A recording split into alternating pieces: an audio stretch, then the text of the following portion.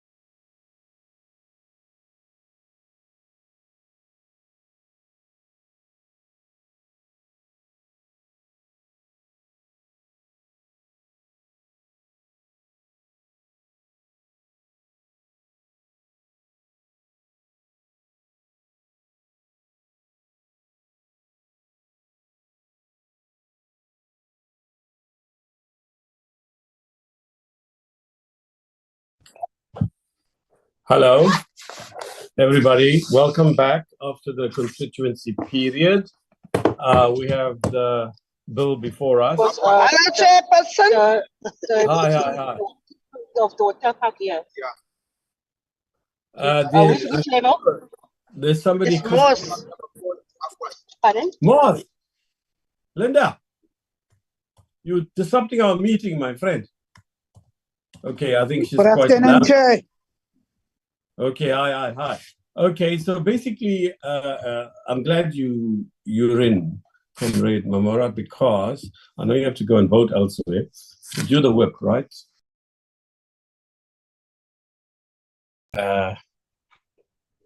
We sit in the mornings on a Tuesday, which befuddles me, but I'm not going to cover that yet again. And then we have no consistent Wi-Fi in the basement offices we have in the NCOP. So you have to rush from the house that ends around 2 o'clock to be at home for a 2:30 meeting. And in this case, I did leave half an hour earlier, but still you have to get through the traffic and attend to some practical things. So I wish we had the original arrangement, committee meetings in the morning, physical plenaries in the afternoon. But having said that, welcome to Treasury. I have sent a letter out to the new DG, Duncan Peterson, to congratulate him. In Kululeko, you sent it, the email to the Treasury, right? To the DG's office. Okay, good. Right. Because I don't have a cell number, I just got it now. I'll forward it to WhatsApp. I also sent you a copy of a letter of acknowledgement of Commissioner Edward Kiswater being appointed to the World Body on Customs and Excise, right? Having said that, I see there's some apology recorded in the chat. I think it's Willie Outcome. Is that right? Yes, Chair. I also have an apology from Ms. Mamarekhan. Oh, is she not here on this chat group at the moment? No, it was Ms. Matlang who was greeting you, Chair. Oh, right. Sorry, I thought it was Mora. Okay, fine. Yeah, no, I did speak with her and her chairperson, Mandla, and he explained they're voting on a very challenging bill. Having said that, who's here from Treasury? We have... Sorry, I'm looking at the names here. Who's leading the team here? Do you know?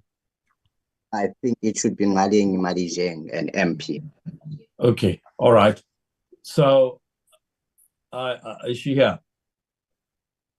Yeah. Okay, go ahead then. I see. Okay, go ahead, please. Okay. Thank you, Chair. And good afternoon to all honorable members of this committee. And thank you very much for this opportunity to come and brief you on the amendment of the amendment bill for municipal fiscal powers and functions. So we presenting this proposed amendment as a very important amendment that we need to make in this bill because it is enabling municipalities to be able to finance a very important infrastructure that is key for the investments that we require to support the economy and also to increase access to services. So this is not development charges which we are including in this amendment, which actually informing this amendment. It is not a new, and I think that's what we want to emphasize, that it's not a new source of revenue. It is an existing source of revenue for municipalities, but it is not well regulated. It's very fragmented in this regulation. It's not standardized. It's not transparent in terms of how it is calculated. So what this bill is trying to do is really to formalize and better regulate and standardize and ensure equitable charging of this important revenue source, because of the problems that exist now, it has not been utilized effectively to support investment in infrastructure. And I think this is the bill that enables municipalities to tap into the private sector funding that is based on the principle of the user pays. So where the developments are commercial and they're going to benefit at the commercial level, then it is standard across, globally that the private sector, on approval of the requests for the building request, that they be charged and that charge be awarded. So what we are doing here is to make sure that we are standardizing the charge and making it much more transparent. And we do believe that it will go a long way given the constrained fiscal framework and also the uncertainty with regard to investors, with regard to infrastructure that they need to support their development. So this actually enables them to be able to contribute and to ensure that whenever they are planning developments, the timing of development or of the investments that is required in the bulk infrastructure is able to be addressed as accordingly.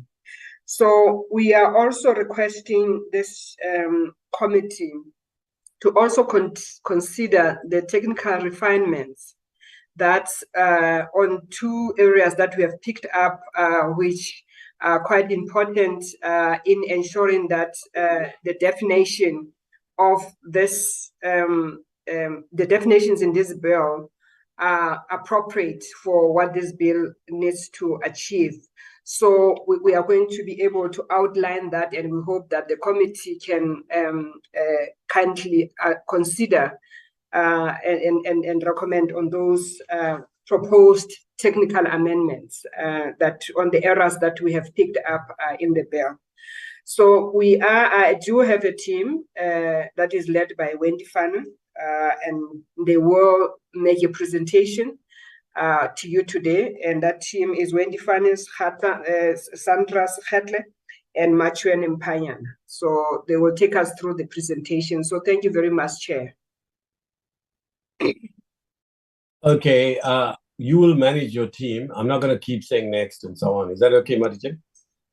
Thank you, Chair. We'll manage them. Okay. Yes. Thank you. Yeah. When do you manage the team, ne? Yeah. Thank you very much. And Wendy, what's all this laughter about? Can't be joining as a committee. You are before the committee, Wendy. You can't be so selfish and laugh without letting us know and joining in. Okay, Wendy. Thank you so much, Chairperson, and thank you for the opportunity to present. This is actually a very serious matter, so it's actually an integral change that we've been pushing for quite a long time. If we can just move to the next slide. What is quite important is that we all know that municipalities are underinvesting in infrastructure, and that is actually impeding economic growth and development. And that is a very big concern because municipalities, particularly the larger municipalities, are really the growth engines of the country. And by not having bulk infrastructure in place, bulk infrastructure is needed for you to get reticulation like water, electricity, you need roads and the like. And those infrastructure, if it's not in place, then you cannot put in residential properties, you cannot put in place business properties or have functioning properties. So that is impeding growth and development. And that is something that we need to address. And there's various ways to address it. And if we can go to the next slide, what is quite key, next slide as well, what is quite key is that we need to acknowledge often people refer to the local government fiscal framework, they just refer to municipal owned revenues, and then they basically say that that is the fiscal framework that municipalities have. But it's actually not true. It's much more comprehensive and inclusive than that. If you look at the left-hand column, it actually indicates the revenue sources that municipalities have at their disposal to deliver the services that are their responsibilities, which is contained in the right-hand column. And what you would like to see ideally is that own revenues, and that consists of municipal property rates and user charges, and also the sharing of the general fuel levy, which is also a general revenue source, are then used towards services that benefit people that can pay for services. And that then includes households that can pay for services, businesses that can pay for services. And you would like to see the grants or from the fiscus to be directed towards social services and benefiting the poor. So if you put in place services that benefit the non-poor, you do not want grants to be used for that purpose. You do want own revenues to be used. And that is where development charges come in. It is a new or existing revenue source that we want to reform to be more able to be used by municipalities. When we take you through the presentation, we will highlight some of the problems that's currently in place in the system, and that is why we want one uniform system that's applicable throughout the country, that can work both for the developers as well as the municipalities concerned. The development charge will be used to put in place bulk infrastructure, and the developer will benefit because it will have the municipal services underpinning the development, and he or she will recoup the cost through selling the properties because it will be included in the selling price. The municipalities will benefit, on the other hand, because it will extend the services it provides. It will have an extended property rates base, so it will also benefit from the system. So it's really meant to be a win-win situation for both parties. If we can go to the next slide.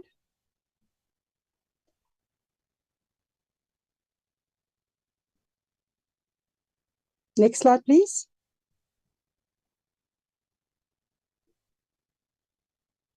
Oopsie, it doesn't look like the slide is moving.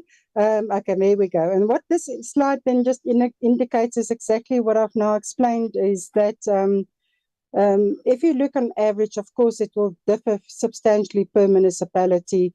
This is more a reflection of the average. So if you look at, on average, it's 75% own revenues, but if you look at the larger, more urban municipalities, it will be 85% own revenues.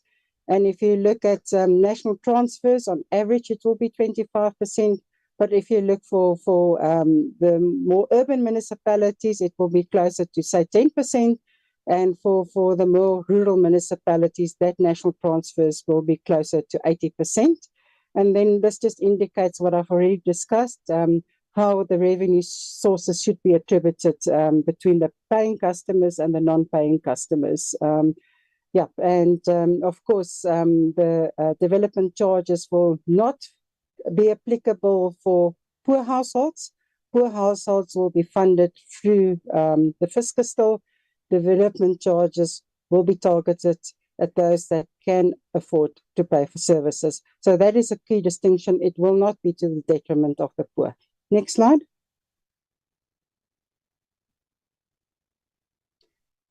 Okay, and this I've already explained in quite a bit of detail, so we can skip this slide.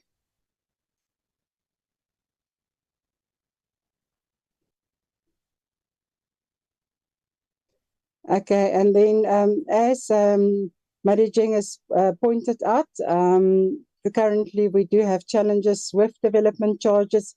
It is regulated amongst others through provincial ordinances, but it does not cover all areas and all municipalities, and it's also different in terms of what is regulated. So what we want to do is to pull this all together and get one uniform system where it is just payable development charge. So it's not something that's payable all the time.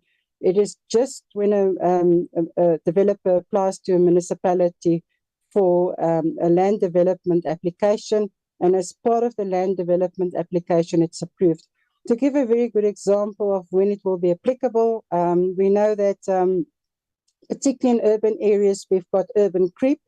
And what then happens, I see the slide presentation has disappeared. We then get urban creep, or where the rural areas then become, or defined areas that's rural become then part of the urban landscape. So you would get, for example, land that was previously classified as agricultural properties, then become part of the urban landscape that is either made available for business opportunity or residential opportunities, for example.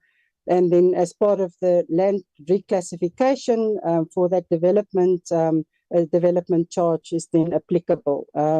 So it's a once-off levy that's applied when that application is approved. And it will particularly benefit, as I indicated, then more faster urban growth in particular. Of course, it does not mean that it cannot apply in more rural areas as well. It can be applicable there as well, because we know that nothing is really completely urban or completely rural. Next slide, please. And the next slide is actually quite important. Next slide, please. I see it's not showing yet. Is that we've actually done some analysis, and what we've determined is that there's about, if this development charges are properly regulated, there's a likelihood that we can even get in revenues as much as 20 billion per annum. And so that is quite a substantial new source or additional source or existing source that can be better optimized. Most probably that's the exact correct wording. And so it can substantially increase, the ability of municipalities to be responsive to development. So that is the reason why we're putting these reforms forward. What we will be doing now is to indicate the objectives and the benefits of what we're trying to achieve. And then we'll also be taking you through clause by clause and exactly why the clause is there and what we intend to do with that clause. And then lastly, what we'll take the committee through is then to highlight the technical refinements that we've picked up and what's critical for the committee to consider those refinements. If I can then hand over to Ms. Sekhetle, and then after that it will be Matweni that will take you through the clause by clause analysis. Thank you.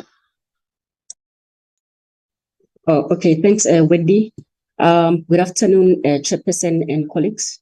I'll take you through the next few slides.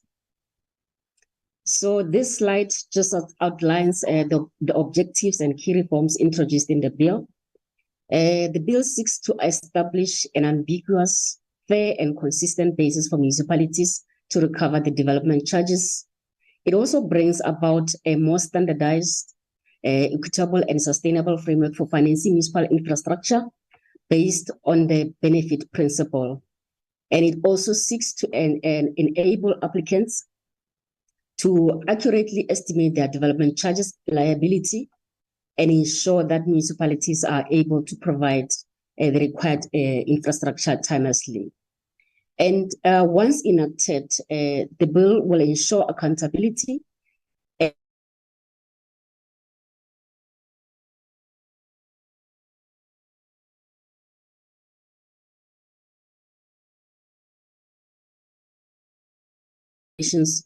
will we be lost you, my friend. Can you just repeat the last minute, please? You got cut off. Or is it can you just hear me now?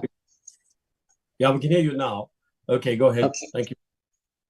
Okay, so I'll just start with the right side of the presentation.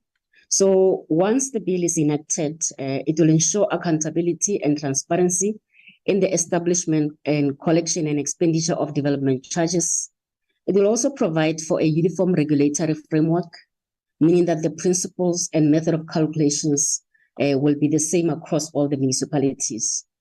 The bill will also create certainty and certainty for all parties on how development charges should be imposed and regulated. And lastly, it will promote accountability and the predictability that current residents, especially the poor, are not required to subsidize the cost of commercially viable developments. Next slide, please. So these are some of the benefits of development charges, and these are benefits for both municipalities and for applicants. For municipalities, an effective system of DCs will enhance revenue streams for financing strategic municipal infrastructure, which will enable municipalities to provide infrastructure in a timely and sufficient manner, thereby supporting economic development. It will also provide a pledgeable revenue stream to support borrowing for infrastructure and brings uniformity across all municipalities on the application of DCs, which will eliminate unfair competition.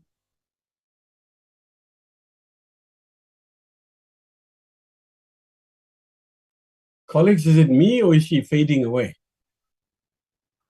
No, she faded. Okay. Faded, Chairperson. Faded here as well. I think she's struggling. Like, Can you hear me? Yeah, we lost you for about a minute and a half, I think. Sure. Should I start from the benefits to municipalities? Can you hear me now? All right. Yeah, we can hear you now. Thank you. Okay. So I was just indicating that benefits for municipalities, it means that an effective system of DC will enhance revenue streams for financing strategic municipal infrastructure, which will enable municipalities to provide infrastructure in a timely and sufficient manner, thereby supporting economic development. And secondly, development charges will provide a pledgeable revenue stream to support borrowing for infrastructure.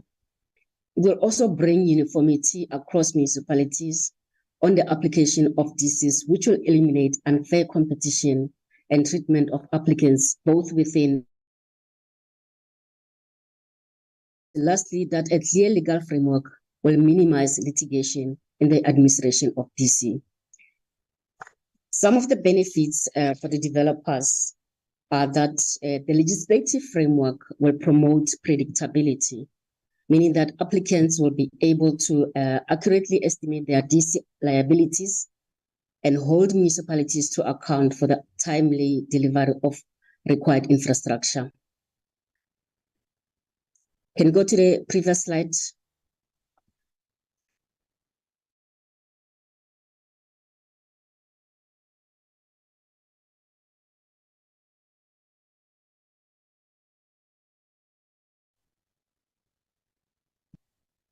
Yes, thank you.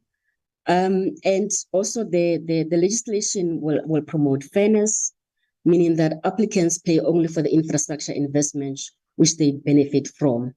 And lastly, that it will promote transparency, that DCs will ensure equitable and transparent allocation of the cost of infrastructure installed and its quality. Next slide, please. So this diagram indicates how development charges work. As already indicated, the municipalities is responsible for the external infrastructure, more especially the bulk infrastructure. For example, there under bulk infrastructure, we have the water treatment works, the pumping stations, the reservoirs, and bulk water pipeline. So the bulk infrastructure can be paid by various sources of revenue, like your grants, loans, reserves, and development charges.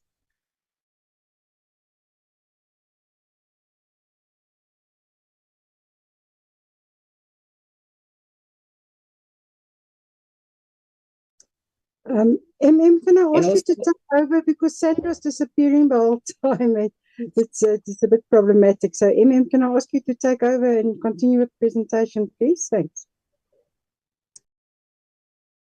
Thanks, Wendy. Good afternoon, colleagues. My name is Machoni Mpiana. I will continue from where Sandra has left off. So on this slide, we're just showing a schematic diagram of how development charges works.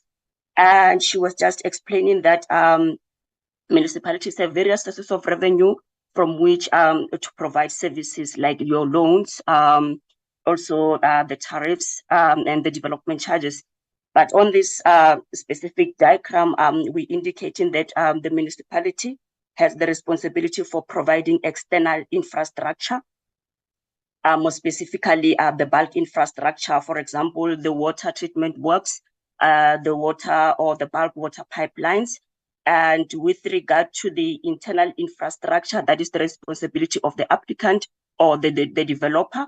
They are responsible for providing, for example, internal pipe network, and they are also responsible for the provision of connector pipeline, that is the link infrastructure. You can move to the next slide, please.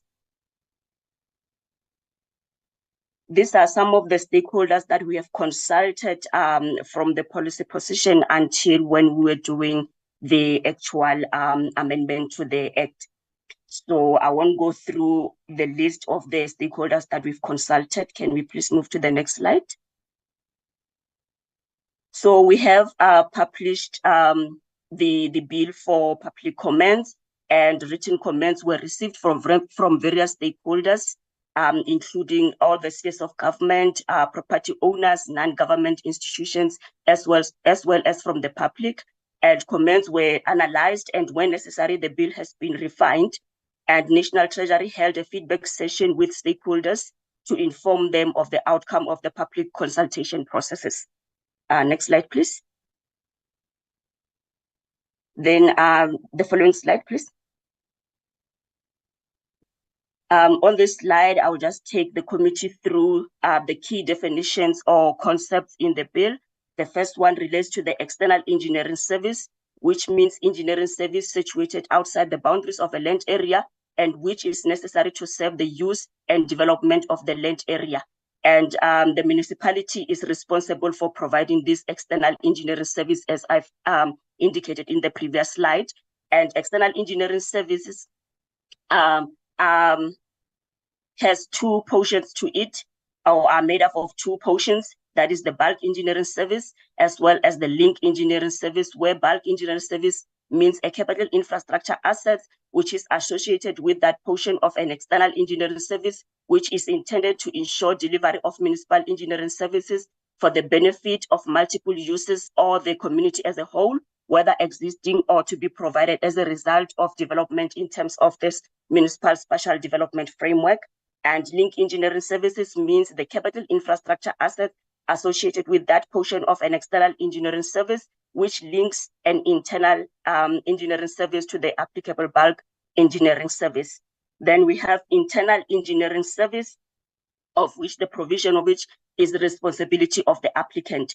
It means an engineering service within the boundaries of a land area, which is necessary for the use and development of the land area, and which is to be owned and operated by the municipality or a service provider.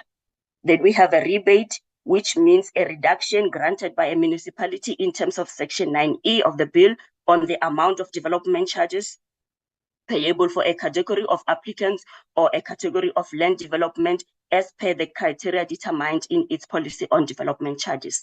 Next slide, please. The next slide, please. Thank you. These slides will be indicating summary of the bills or summary of the provisions in the bill. The first one is clause 9A, which relates to the power to levy development charge. And we are saying that a municipality may levy a development charge in respect of a land development application submitted to it in terms of Section 33, subsection 1, read with Section 45 of SPLUMA. And we are saying municipality may, because the municipalities have a choice whether to levy development charge or not. And we are also linking it to the provisions of the Constitution in Section 229 of the Constitution, because the Constitution says that a municipality may levy rates on properties as well as fees on services, or fees on services that they provide or they are provided on their behalf. And if a municipality decides to levy development charge, its municipal council must adopt a resolution for the municipality to levy development charges, and thereafter it must comply with this act. Next slide, please. Clause 9B, which relates to the adoption and the contents of a policy on development charges. I've indicated in the previous slide that if a municipality decides to levy development charges, then it must comply with the act or the provisions of the act. One of those provisions is that a municipal council must adopt a policy consistent with this act on the levying of development charges in the municipality. And this policy must, among others, treat applicants liable for development charges equally, equitably, and fairly, and also ensure that there's no duplication of cost in the manner in which development charges are calculated. So the municipality have to indicate that they are going to fund development charges from development charges, but they cannot fund the same infrastructure from development charges and also from the tariffs, for example. Then the policy has to set out the methodology for calculation of a unit cost per engineering service. Next slide, please. Clause 9C, which relates to the community participation. So we are saying that before a municipality can adopt a policy on development charges, the municipality is required to follow a process of community participation that is consistent with Chapter 4 of the Municipal Systems Act. And the municipality must display the draft policy on development charges for a period of at least 30 days to allow the community members to provide inputs and comments on the draft policy before it can be adopted. And the municipality must advertise in the media in the manner provided for in Section 21 of the Municipal Systems Act. Next slide, please. Clause 9D relates to bylaws to give effect to policy on development charges. So we know that a policy on its own cannot be enforced. And for a policy to be enforceable, then a municipality must adopt and publish a bylaw in terms of Section 12 and 13 of the Municipal Systems Act to give effect to the implementation of its policy on development charges. A municipality's bylaw or development charges may be integrated into other bylaws relating to municipal planning or a related area of municipal legislative competence. We put this provision in the bill given that we understand that municipalities already have other municipal planning bylaws in place, and they can just integrate a chapter or a section that relates to development charges within their existing municipal planning bylaws instead of coming up with a new bylaw. Next slide, please. Clause 9E, which relates to the rebates and exemption.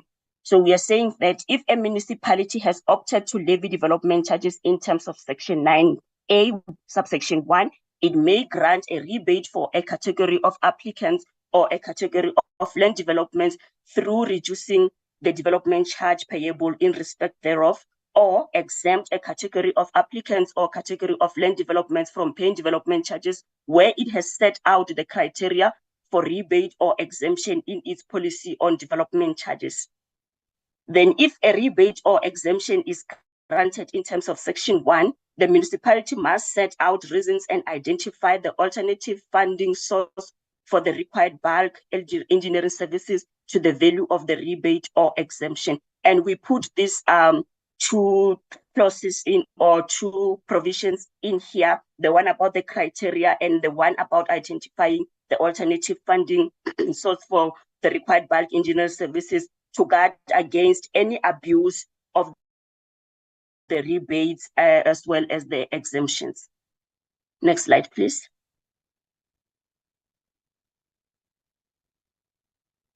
Thank you.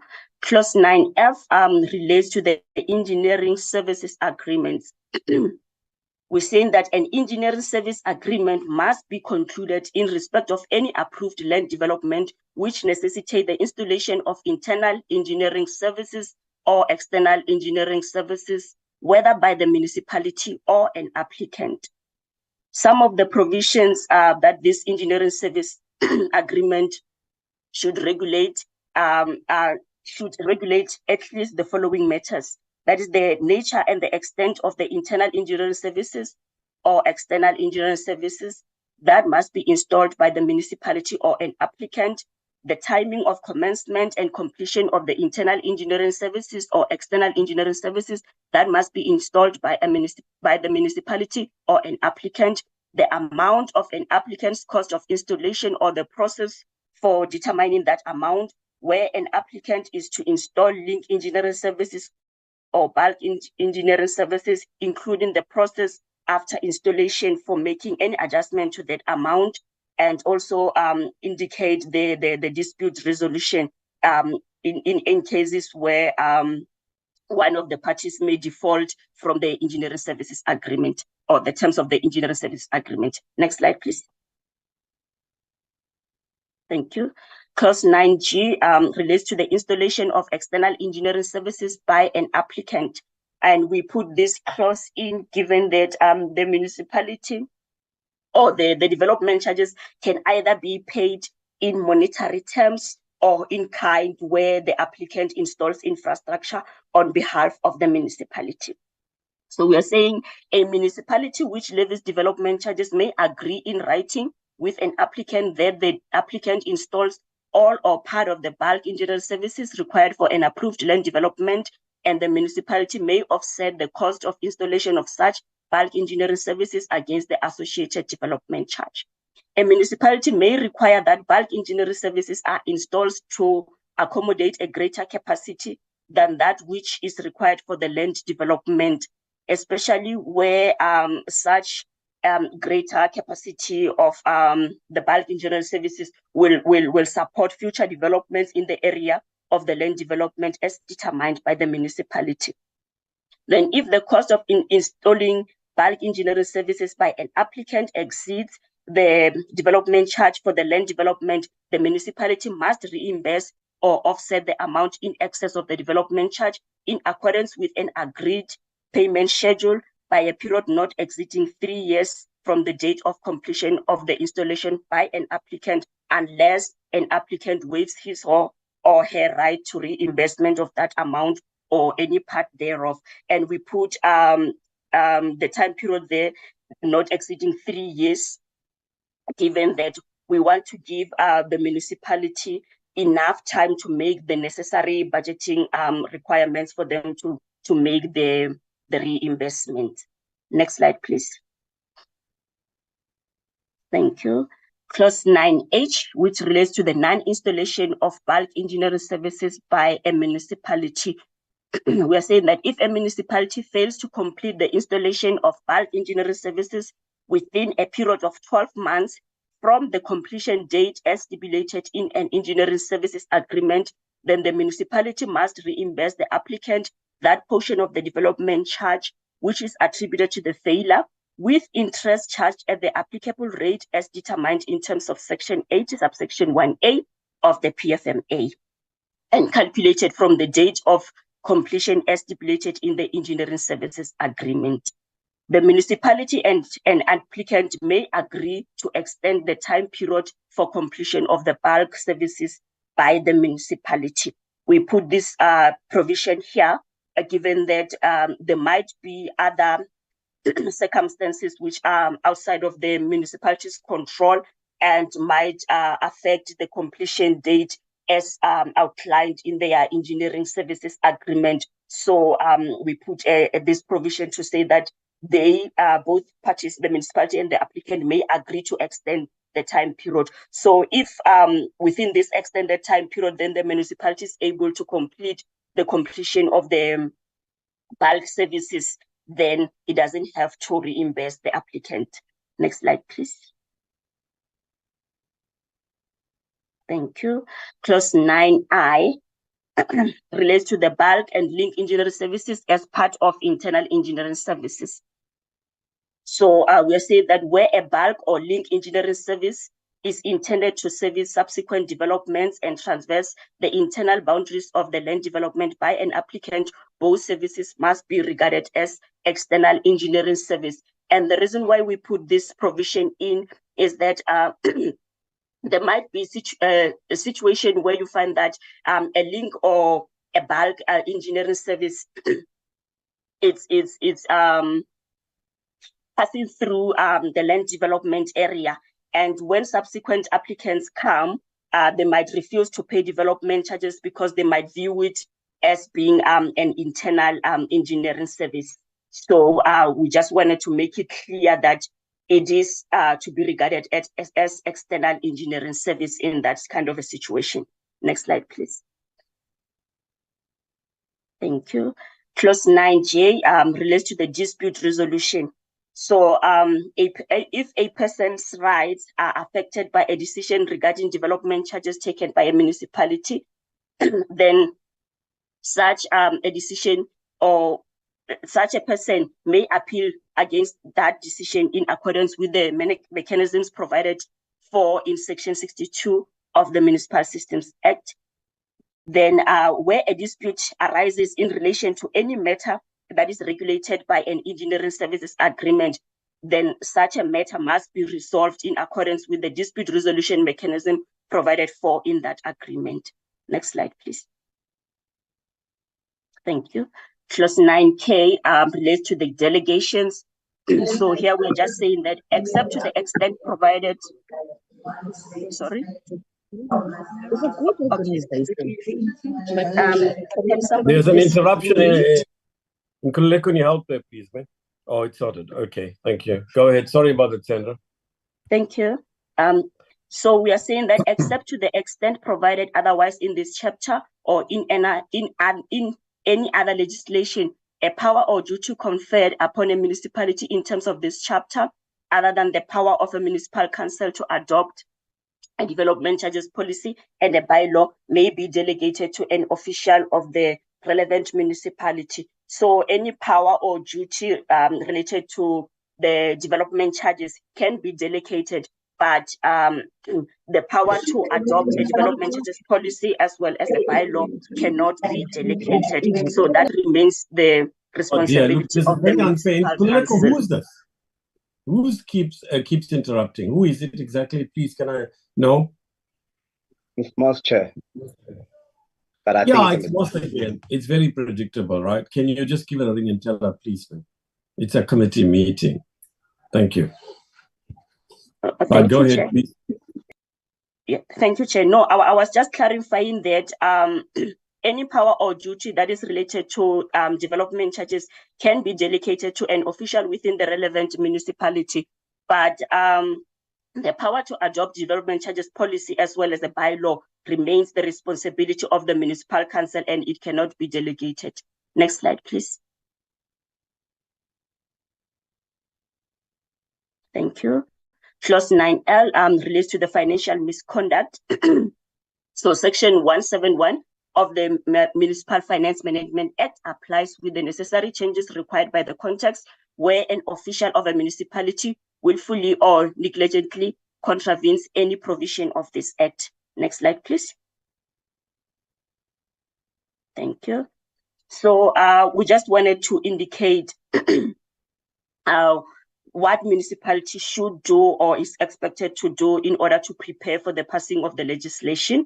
So we are saying that if a municipality decides to levy development charges, its municipal council must adopt a resolution for municipality to levy development charges and thereafter comply with the bill once enacted. When they are complying with the bill, it means they need to adopt a policy on development charges consistent with this act on the levying of development charges in the municipality, and also adopt and publish a bylaw in terms of Section 12 and 13 of the Municipal Systems Act to give effect to the implementation of its policy on development charges, and that they can integrate the development charges bylaw within their existing municipal planning bylaws or a related area of municipal legislative competence. And a municipality which levies development charges in terms of a pre-existing policy or bylaw as at the date of commencement of the Act must ensure that it complies with the Act within 36 months after the date of commencement of this Act. And we gave it a period of 36 months, given that development charges is not a new source, that because municipalities are already levying it and they have policies or bylaws that are existing, so they just need to refine their bylaws or policies in line with the Act once it has been enacted. The next slide, please. So what sort of capacity and support will National Treasury be giving to municipalities to ensure that they are able to successfully implement the bill once it has been enacted? So to ensure successful implementation of the development charges, municipalities will be equipped with the necessary tools and skills. And to date, a service provider has been appointed by National Treasury to undertake the capacity assessment of different categories of municipalities to implement development charges. So with this capacity assessment, we want municipalities to come forward and indicate their areas of needs or their capacity needs.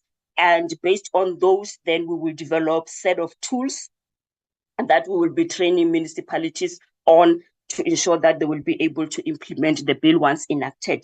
And furthermore to that, the Minister of Finance is to make regulations regarding development charges, and National Treasury will develop implementation guidelines, including a DC calculator, pro forma DC policy, pro forma bylaws, as well as the engineering services agreement. Next slide, please. So I will be handing over from here to Wendy to take us through the proposed technical changes to the bill. Thank you, Chair. Thank you so much. Wendy, before we go on, these changes that you're speaking of, they're the ones that the minister wrote to us about. Is that correct?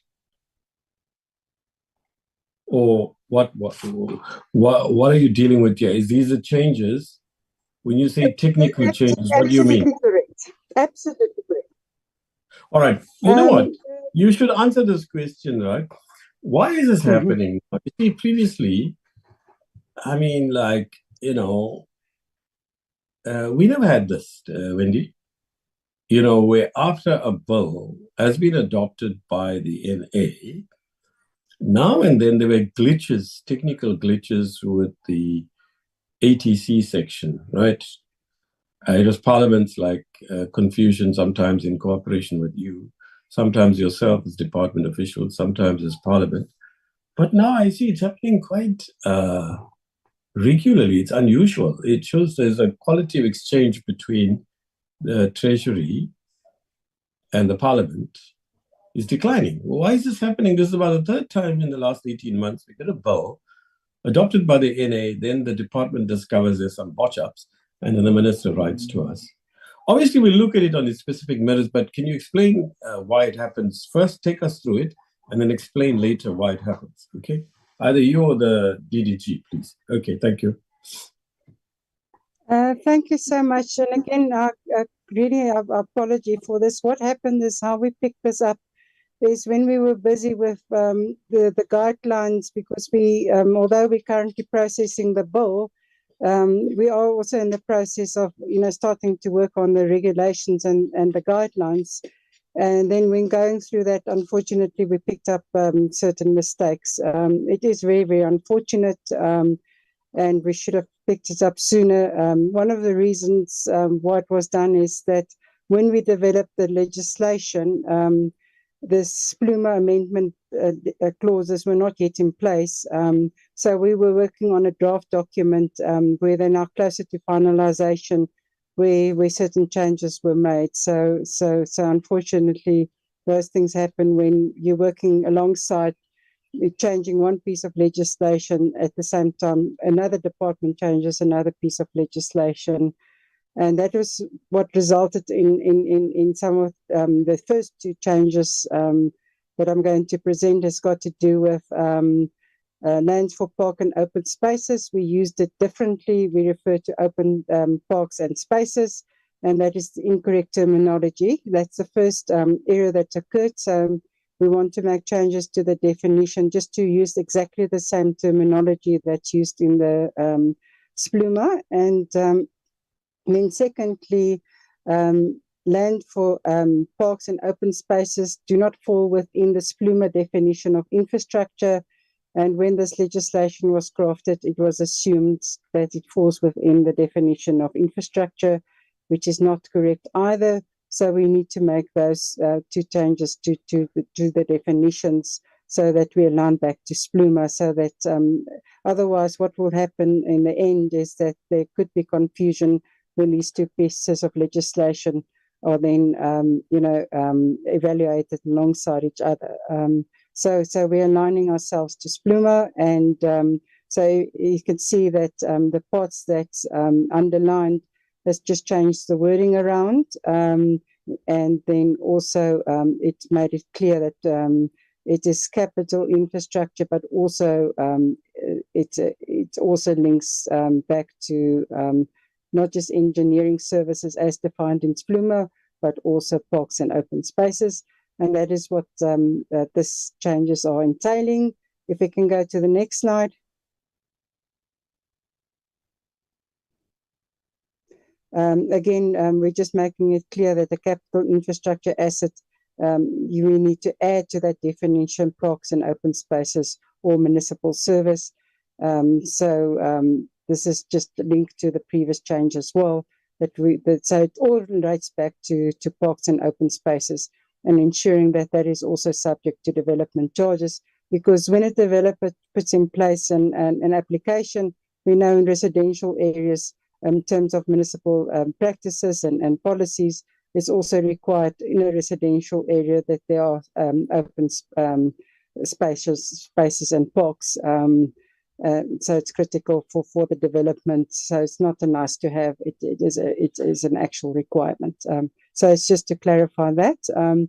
If we can then go to the next slide. And this is an unfortunate mistake that's creeped in. So it's got nothing to do with Splumer. It basically refers to a municipality where it will require the installation of a link engineering service. And unfortunately, the not actually changes completely the meaning. The not should never have been there. It is working through the legislation. We missed that one. It is unfortunate, and we really apologize to the committee. Like I said, we picked it up when we were working on the guidelines, and we should have picked it up sooner. So we really want to profusely apologize. This was an unnecessary mistake from our side. And DDG and MP, I don't know if you want to add to this as well. Thanks.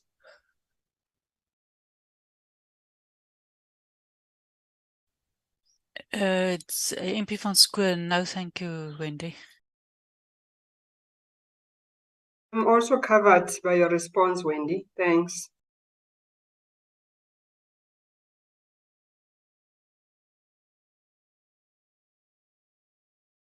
Well, I've got nothing more to say, the team. Are we done? Yes, we are done, Honorable Chair. Okay. Thank you. So, yes. Yeah, we'll come back to the last point. What I think, colleagues, can I ask your permission or your views? Instead of them going line by line, can't we just deal with the policy issues, questions we may have, then we can look line by line. But to me, it seems to plunge line by line into the bill. Well, if you want to do that, it's fine. It may be better just to raise any questions we have now before we go to that. Or do you want them to deal with the bill? So who says what? Nobody's saying anything. Mr. Ryder, oh, Dennis, yes, there's Dennis' hand up. Okay, Dennis, go for it. Yeah, thanks very much. Just clarity on the process. I presume we're still going to go through a public participation discussion, etc. on this. We're not doing the line by line through the through the bill as the final step towards putting a report together, are we? When have we ever done that? When? No, I'm just checking because you're. No, when have we ever done that? No, your request was a little unclear, Chair. So I just. No, my request is about a briefing on the bill. This is a briefing. So you also get a briefing on the actual bill. First, you get a briefing on the concepts and policy issues. Then you get a briefing on the bill. Then, presumably, we're going to have public hearings next week. I have forgotten this program was done so long ago and haven't had time to look at it again. In Kulileko, just come in here. When is the public hearings? Hello? Chair, sorry. They were scheduled for the 19th. Next week, there is what is it? Provincial week. So it's going to be the week after. The week after that, the 19th, to be specific, Chair. Okay, there it is, Dennis. Okay, Chair, no, then I'm in full support of your recommendation. All right, then go for it. What have you to ask? You're looking very like white at the moment. Well, to my screen, anyway. I can't speak. Anybody see a super white person at the other end? Even by the today, Chair. No, I don't have my camera with me. I'm relying on the laptop. Okay. Cool. Thank you, Treasury, for the presentation. Couple of things that I just want to clarify. So this appears to largely be around development charges. Bulk contributions, called various different things in different places. And that raises quite a big alarm bell for me, because there are many municipalities that have been raising these charges for quite some time. And as far as I'm concerned, well within their rights to have been doing so. Now, Splumer was introduced, and Splumer again, and I can't remember the clauses. I think it was 22 or 122, somewhere. I don't recall. But Splumer also gave further confirmation that municipalities can do this. I'm not sure that I see the need for this bill, and I think that perhaps we need to have that explained. Why do we need a bill to give a right that's been exercised for quite some time, and that another law has already been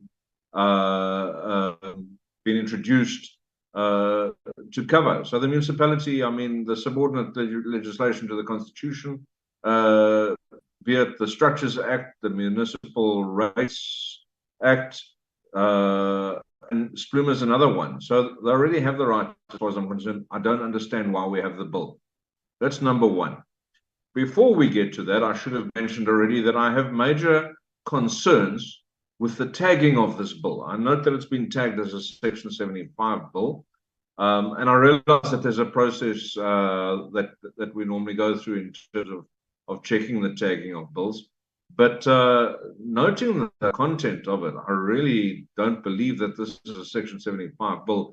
It really should be handled as a Section 76 with appropriate public participation at a much devolved level than what the National Assembly invariably does.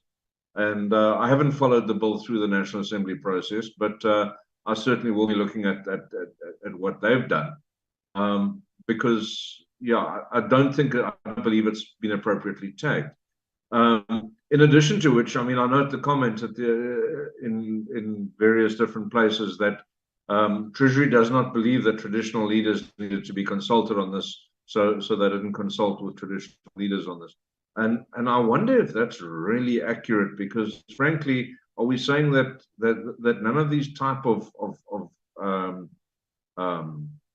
arrangements happen on traditional land, or are the traditional leaders happy that the municipality handles all of the issues relating to bulk infrastructure development on what's known as shared land or shared rights land, etc., etc. So I'm a little concerned with the tagging and with the process that we're following, and I'd like you just to convince me otherwise, if you possibly can. In terms of the development charges themselves, okay, so again, as I say, it's being done already. Why do we need the Act? Is this to try and standardize everything? Now, Splume has come in to try and standardize a lot of things, but really that contravenes Section 151(3) and 4 of the Constitution, which says that national government can't really go in and interfere with how local government does its work. Now, what this is doing is trying to force local government to standardize, to all be the same, to all look the same.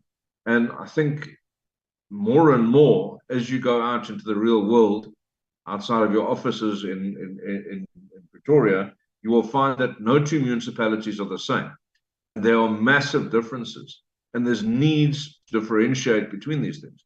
I mean, certainly I understand some municipalities use development charges, and they use them as incentives to develop or disincentives to develop, depending on their particular requirements at the time. Now, this bill, I believe, may have been a great idea if we had a total, what do they call it, greenfields or brownfields arrangement, where there was no existing bulk infrastructure, and any new development would be reliant on developing new infrastructure.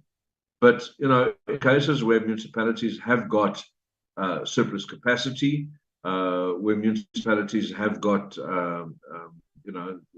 existing infrastructure that is being underutilized, they may want to incentivize. They don't need the capital outlay, and they may want to incentivize uptake of that capacity to offering, competitive discounts and advantages to potential developers. Does this bill seek to do away with the ability to do that? And I mean, there was an interesting comment from the presenter that said that municipalities are still able to decide whether they want to levy development charges or not, and that seemed to be contradicted in various other parts of the presentation, where it was said we're trying to standardize, we're trying to get all the same. So I am a little confused, and I believe I need some clarity on that. I'm glad you're going to be doing an audit of skills and capabilities, because realistically, I believe that there are probably less than 20 municipalities in this country that are able to effectively sit down and draft and negotiate engineering services agreements. And I think you're going to be horrified when you see the results of that skills audit. And you may end up wanting to change this bill. So perhaps you should do the skills audit before you continue any further. Chair, yeah, I look forward to the inputs from the public participation. I certainly hope that we'll be getting a lot of input from SALGA and perhaps a couple of the individual municipalities as well, coming to give presentations from their perspectives, because I do know that, you know, a metro is not the same as a local. And we often have one perspective delivered by SALGA, depending on which representative of SALGA happens to be at the meeting.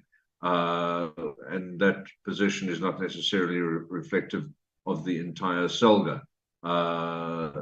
You know, and it's also the same for different provinces of SALGA, where I do find that they often have disagreements, but the person presenting presents the view from their particular province. So hopefully we can extend that invitation not only to SALGA, but to some of the municipalities that have shown capabilities and interest in this regard as well. The last thing I'd like to say is that you know, we do already have MIG, Municipal Infrastructure, RBIG, Regional Bulk Infrastructure Grant, and various other grants. Those are the two for locals. I can't remember what the Metro one is called. But you know, is this an acknowledgement that those are not working as well as they should, or is there something else that's driving this particular issue? Those are my questions for now, Chair, and I look forward to learning a lot more over the next couple of weeks. Thank you.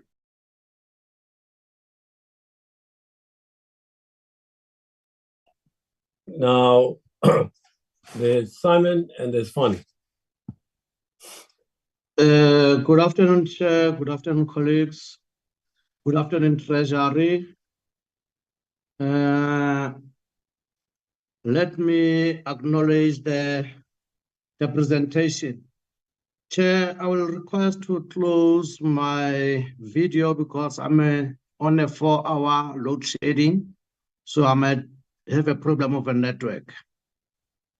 Yeah, fine. Thank you very much. To the presenters, in your presentation, you have mentioned that municipalities need to come forward about what assistance do they need for capacitation. And I want to believe that not all of them, the municipalities, will be bold enough to come forward to request assistance of being empowered to make sure that all municipalities are ready and well equipped to implement this bill. And also noting that in your presentation, you have mentioned that this is not a new thing. It has been existing revenue. It is a matter of trying to formalize it and also trying to standardize it. It has not been used, and also it has not been used effectively. As Treasury, as I've mentioned, that maybe not all the municipalities will come forward and be able to say, no, we need assistance. So as Treasury, do you have any plan to support or equip the municipalities to have the capacity to implement this bill? Thank you, Chairperson. Next, Fonny. Thank you, Honourable Chair, and thank you for the presenters for the presentation. Yes, Chair, I've been partially covered.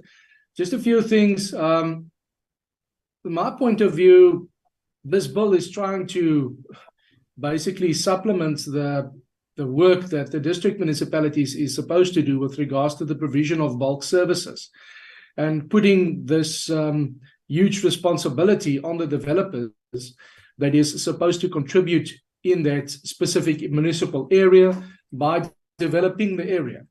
Now, we know that all the municipalities, or most of them, are in financial constraints or the financial dilemma at this stage.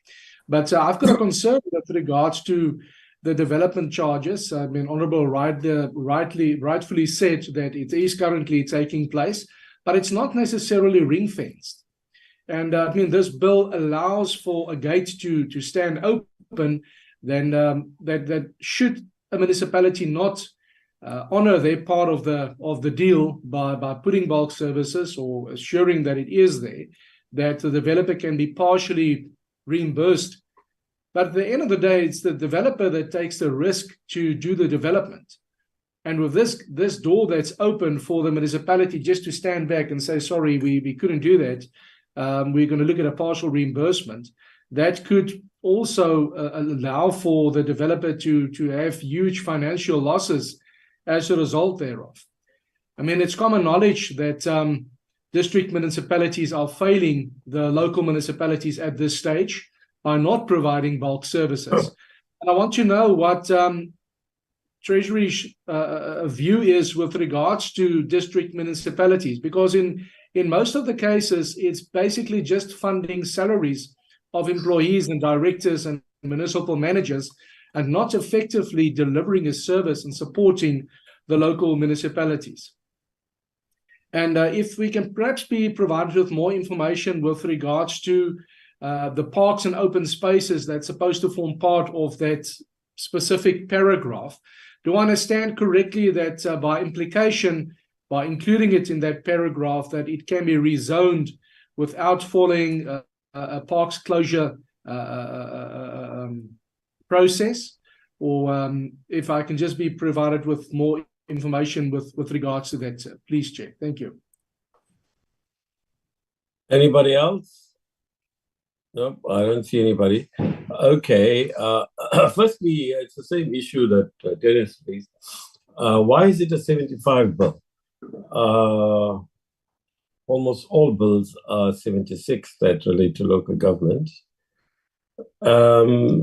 Secondly, what is SALGA's position on this bill? Were they consulted before the bill was brought to Parliament? Presumably it was gazetted for comment, and what was their overall take both there in response to Treasury's gazetting and also in the National Assembly Committee?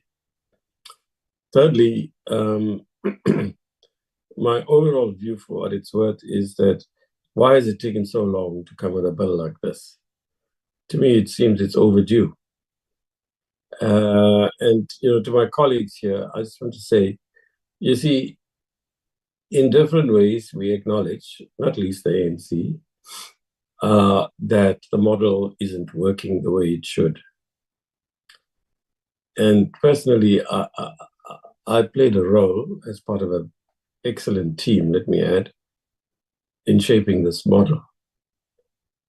And I have said publicly and in closed meetings that while I still hold by the view that the model is correct, its values are correct, we were too ambitious. And we had underestimated a plethora of issues. We could not have known most of them. In fact, I can tell you now, we spent hours and hours on this model. It emerges from a white paper that I think whose process lasted for a year and a half, if not more. No more, 1998 March was when the white paper was finished. And we were wrong in some respects and right in others. But the values that underlie it are correct. It's redistributive. It is funny, actually, for somebody who's been around for so long to see how the debates changed, where parties that had certain views in the period from 1998 to about 2000, and even later when we did other bills, up to, say, 2004, have now taken the opposite position to what they did then. But so be it. I think the bill is aimed correctly. I'm finding it far more difficult now that you made the presentation. I thought I understood the bill when I looked through it, but it's looking more complex. How many submissions were processed by the NA? Do you know? In respect of Wendy's very good reply to why is this happening, I suppose one, as a chair, has a responsibility to draw attention to this. It's been happening fairly often now. There are quite understandable reasons, largely, for Treasury's need to bring this letter from the minister. But can we please ask, we know that you're overworked and understaffed, and you're a very good department overall. In fact, I can't think of a better department than yours. Excuse me. But the truth is,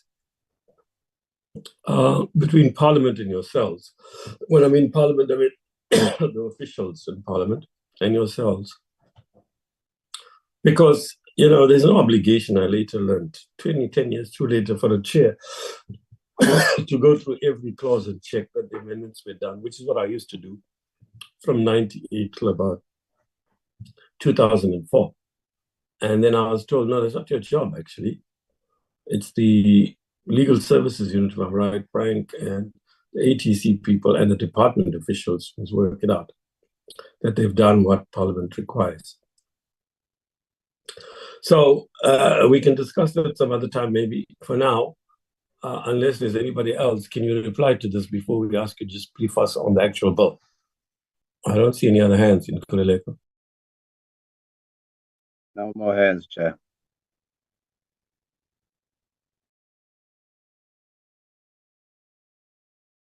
Somebody here, might you reply? Yeah. Yeah, thank you, Chair, and thank you very much for those questions. I can see there's another hand. Oh, okay. So maybe I will allow the team to start with the response, and I hope Impi can also comment on the section 76, 75 classification question that has been asked, and then I'll come back and round up. Thanks. Hello, Chair. Before they come in, I see Advocate Jenkins has his hand up. Oh, yeah, sure. No, Chair, sorry, I'm here. So I wanted to address the question. I wanted to address the question when it's convenient, or if the committee allows me, on the tagging. Go right ahead now. Go right ahead now. It's fine. We always like hearing you. Yeah, Chair, we considered the classification of the bill, and it was not a simple provision, but how the classification works is that there's a test set down in the Constitution. My apologies, by the Constitutional Court, which basically we call the substantial measure test. So we have schedules to the Constitution with what's called competencies of concurrent legislative competence. So it's a functional area of concurrent legislative competence between national and provincial government. So one looks at those competencies, and then from there one see whether the bill actually deals with these and regulates them. So what we did, we went and when we look at Schedule 4 in Part B, there's various areas there that deals with municipalities, and those are areas where national and provincial government can legislate, subject to, national can only legislate into local government matters directly if there is an emergency. In other words, it needs to be done. But Schedule 4 Part B sets out certain areas like municipal planning, health services, municipal public transport. So the question was really, does this bill regulate these provisions, these functional areas of municipal planning and so on?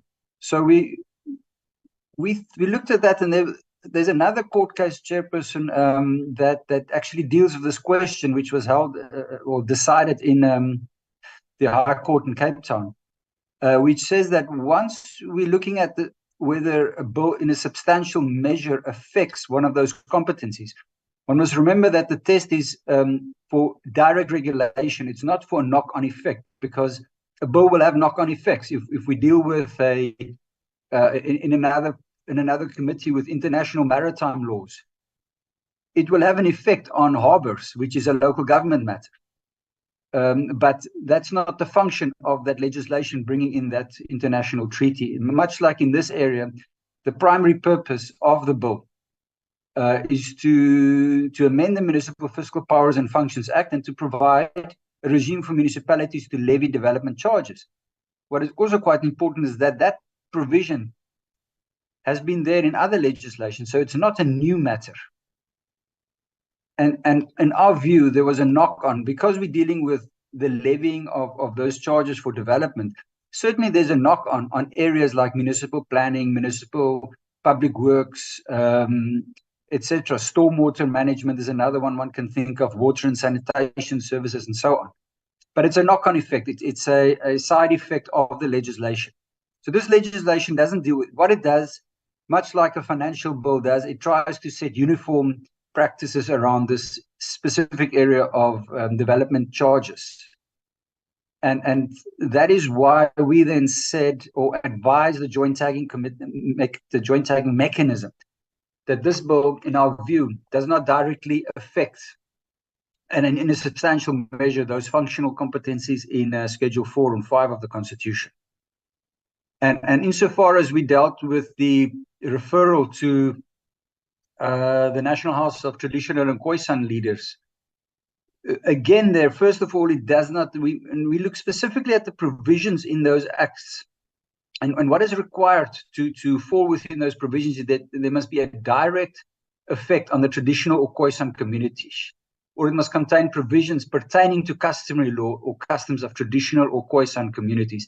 In our view, this bill does not contain provisions that affect the traditional Khoisan communities, or that contains provisions that will affect the customary law customs of traditional Khoisan communities. By that, we don't say that certainly when a municipality takes decisions to develop and then levies a development charge, that the Khoisan communities or traditional communities can't be affected.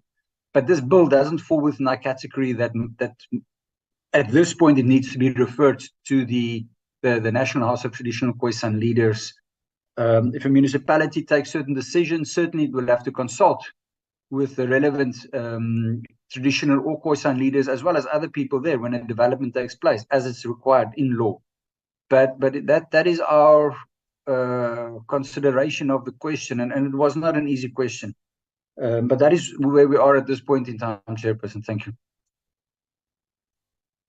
Thank you. Okay, can we get other replies? We can come back to what you said, Frank, if anybody wants to. Excuse me, I'd go ahead, Majideng, your team, please. Advocate MP van Schoor, do you want to come in further to elaborate on the Section 75 issue?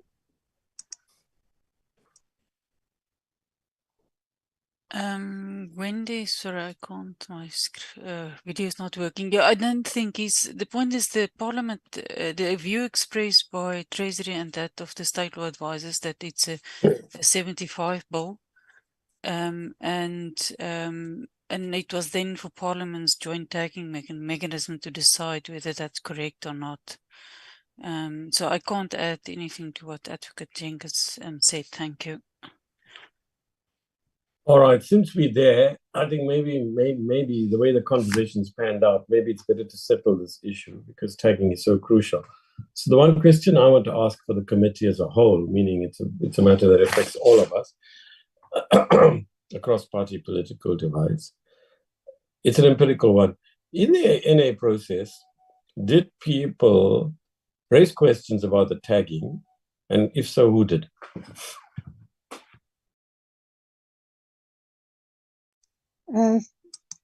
Thank you, Chairperson. Those issues were not raised by the National Assembly during our presentations, but my team can also come in because they attended more sessions than I did, but not just. But did anybody in the public hearings raise it?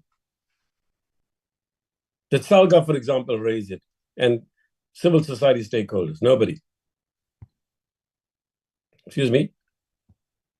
Wendy? You muted, Wendy.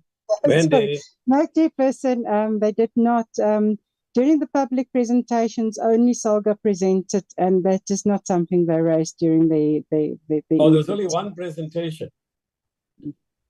Now, Dennis, you're going on about the gravity of this bill and huge public hearings. It's a 75 bill even, but fine. Let's see where it goes. Disappointed, Chair, but I think the question presupposes an understanding of the NCOP, which doesn't exist, sadly, amongst many of our colleagues. No, you see what?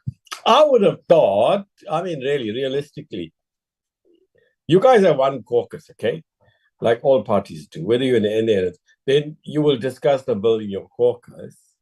And at that stage, you would make an input, whether you're from NA or NCOP, and particularly if it's a 75 bill. And presumably, you made your inputs that, hey, this bill is problematic, tagging-wise. Presumably, then your colleague there or colleagues from the NA side would take it up. That's all I'm saying.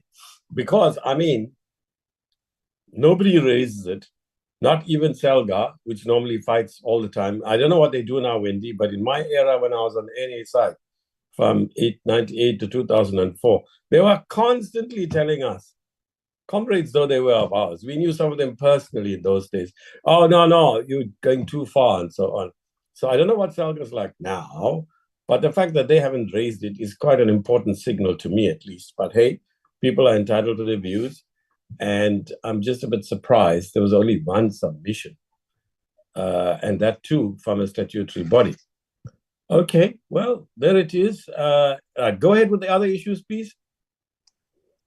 Thank you so much, and I'll ask my team. Unless somebody wants to challenge the tagging, but I don't see any hands up, so I'm just, we don't want to come back to this. I'm fine with the answers that all of you have given.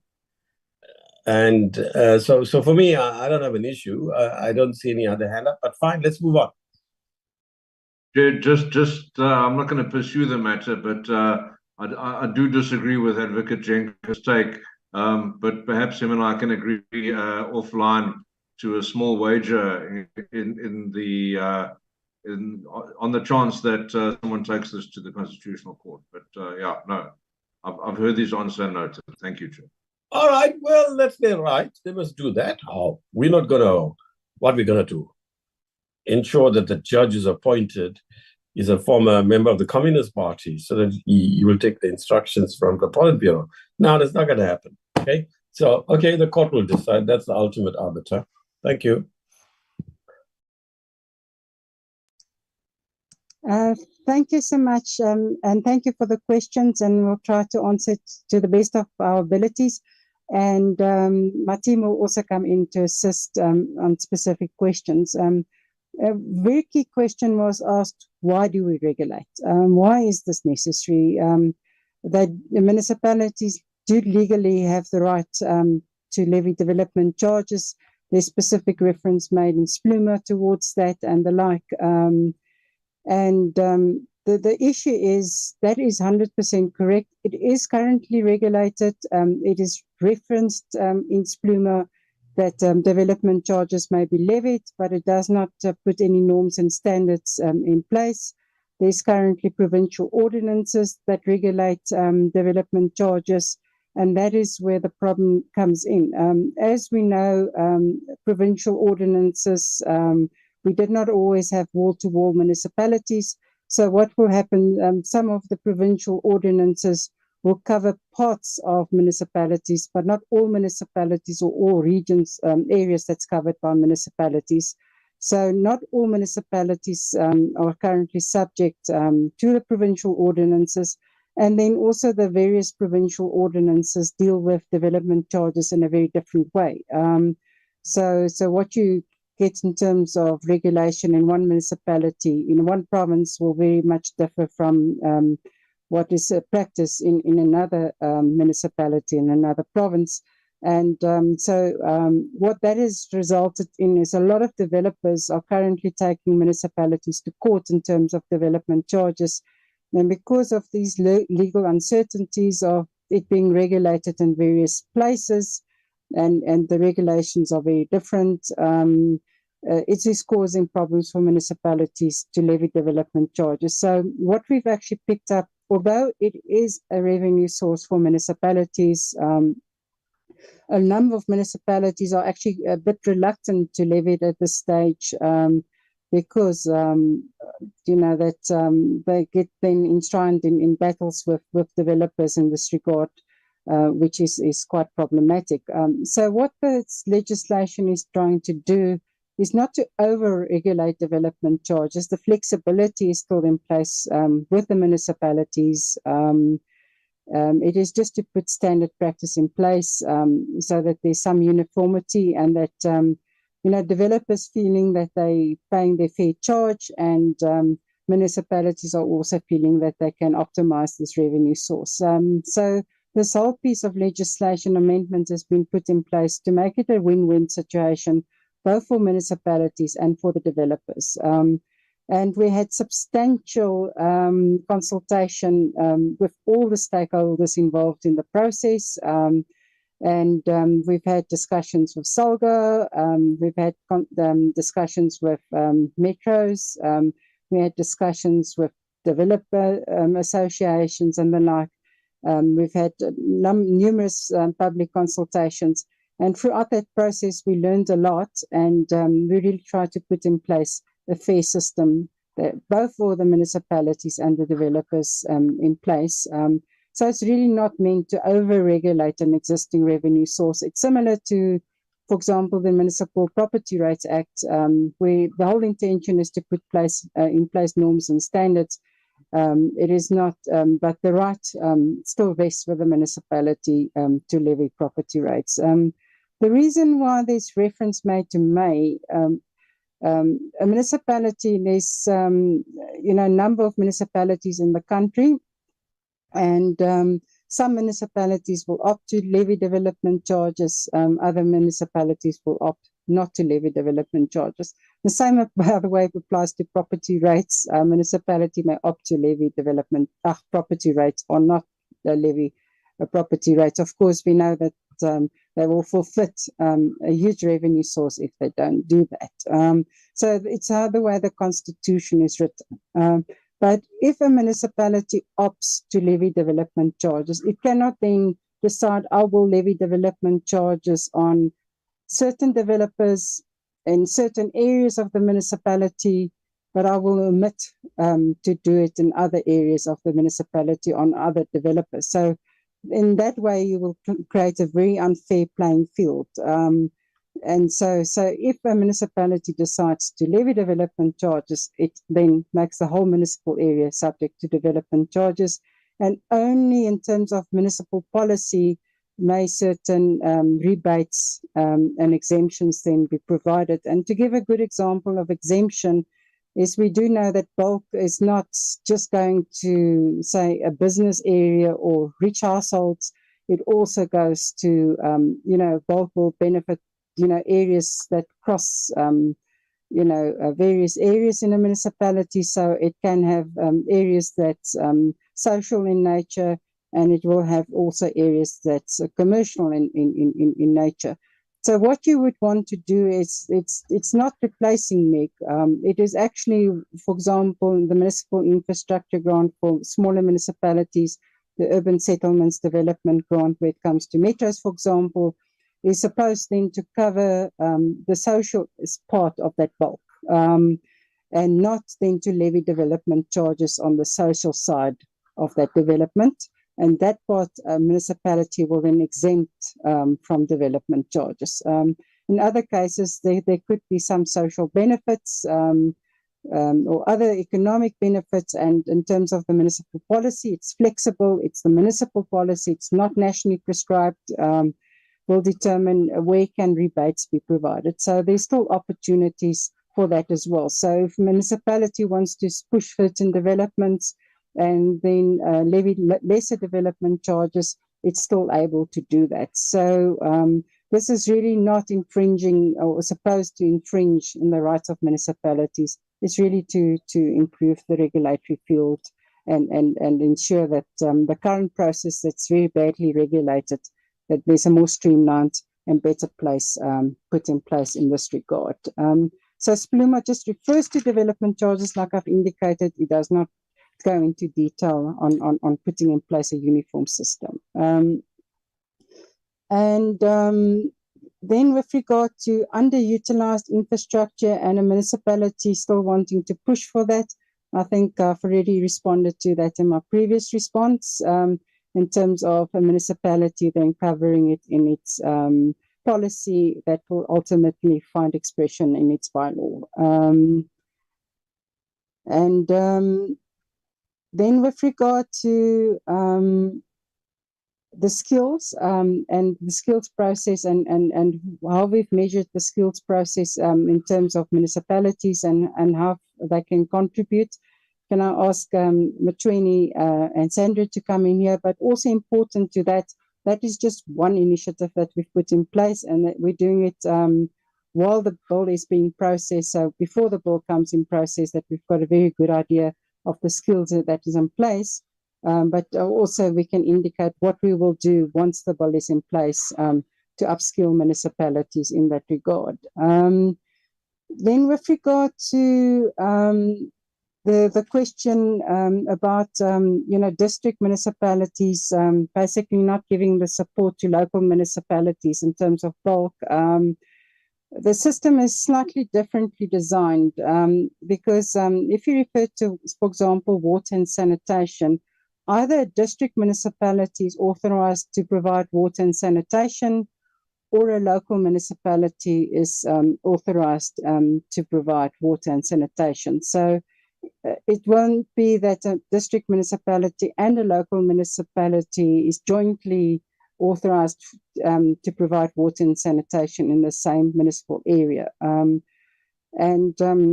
What is currently happening and what makes it so complicated is that that is not nearly decently implemented as it should. So if you look at, for example, conditional grant money and the equitable share, it goes to the municipality that's authorized for water and sanitation and electricity and refuse removal. It does not go to the municipality that's necessarily providing the service. So in terms of the Municipal Structures Act, that is regulated. So it's very clear who's responsible for water and sanitation. And that includes the bulk component as well as the reticulation or distribution component. So it's not that the district is responsible for the bulk and the local is responsible for retail. That responsibility is either with the district municipality or the local municipality. Although what we currently find in practice, when the legislation was changed, what happened in certain cases, the district municipality was authorized in terms of the Structures Act, but in terms of very old past practice, the local municipality then did the reticulation, and the assets were never, and the staff and that form of transfer of that responsibility was never done to the district municipality. So it's currently a bit of a messy situation where you do get, in terms of practice, that both the district municipality and the local municipality are providing water and sanitation. But when a district municipality, for example, is authorized to provide water and sanitation, and the local municipality also provides water and sanitation, the reality is there should be a service level agreement and a funding agreement in place to regulate that. And that, unfortunately, is not always the case. So in terms of development charges, it will be linked to the municipality that's authorized for that service. So, for example, if the local municipality is not authorized to provide water and sanitation, it won't be able to levy a development charge. If the district municipality is then authorized, it will be able to levy a development charge. Yeah, so it is something that is important. There's definitely, in terms of legislation, there's a separation between those two responsibilities. And then reference was also made to the fact that currently municipalities levy development charges, but it's not ring-fenced in the books. And if I can ask Matweni also to come in on that one, and exactly how we're going to deal with that issue, also in regulations and guidelines, and it's very important. And Matweni, can I also ask you to come in on the more detail in terms of the parks and open spaces? Yep, and then I think after that we've most probably dealt with everything. Maybe what is in terms of the public consultation, and I know it's not my business or National Treasury's business, but it will definitely be a very good idea to not just invite SALGA and also municipalities, But something else that can also be considered is to invite, maybe some of the developers institutions as well, because they've got a definite role to play. That will include that a comprehensive public consultation process takes place. But Mthweni and Sandra, over to you, please. Just to alert you, the public hearings are done as normal. We invite all the stakeholders and we publicize it. So I don't know what more we can do.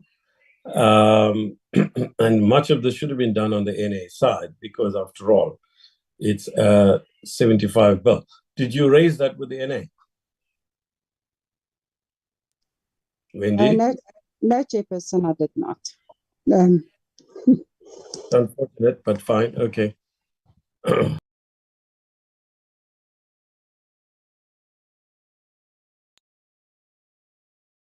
Thanks, Chair. I will answer the question around the capacity needs. Mr. Moletsani indicated that not all municipalities will come forward to request for assistance, and that is true. Earlier Can I just ask year, something? The norm in Parliament, I'm not into all of this, right? But I have to abide by the norms here. I don't really care, but it's not me. I'm just a small cog here. They want, for whatever reasons, I think, what's this?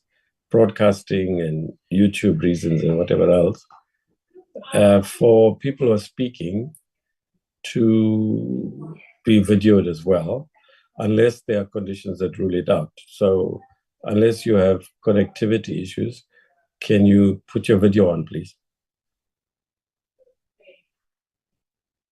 Hello? Yes, Chair. I will do that. Yeah.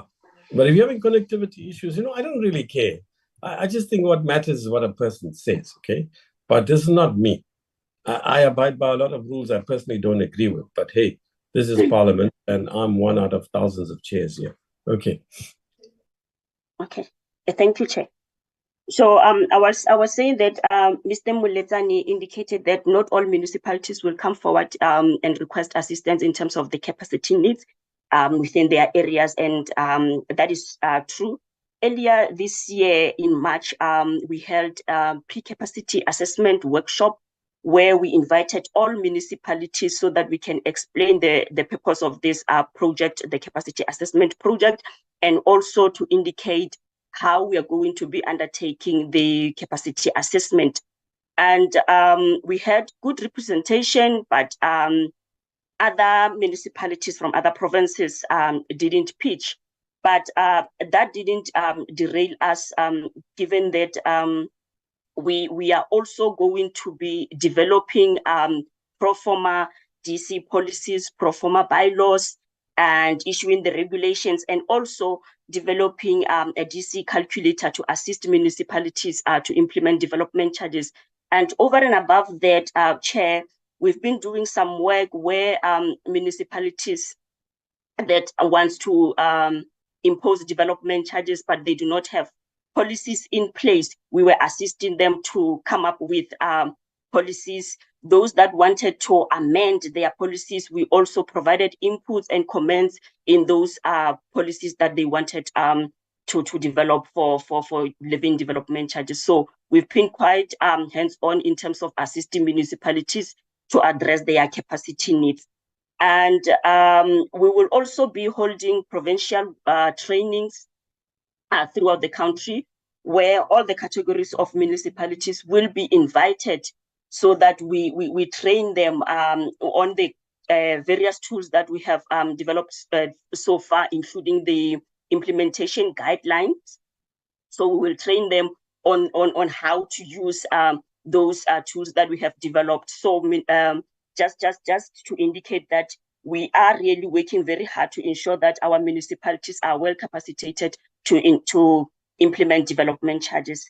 And then on the question around the reimbursement, we have put in a provision in the bill where we indicated that development charges should be used for the purpose for which it has been collected, and that is for the provision of infrastructure. So municipalities are not allowed to use development charges for any other purpose except for the provision of infrastructure. So they cannot use it to pay the salaries within their municipality. They cannot even use it for other municipal administrative functions. So it is only meant to be used for funding infrastructure.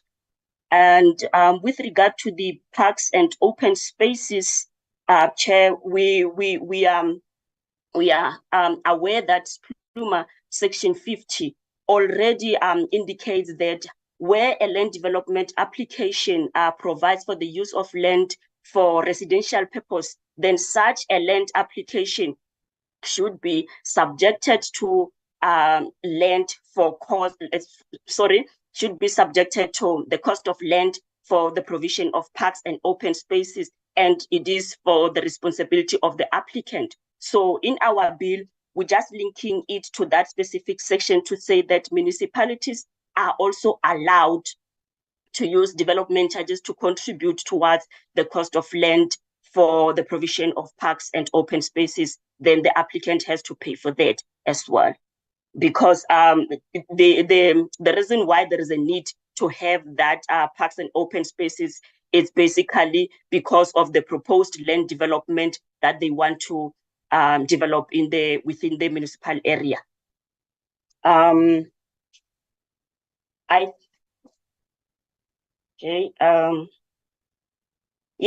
So there was another question from Mr. Jenkins around why does the bill regulate functions or not regulate the functional area around municipal planning?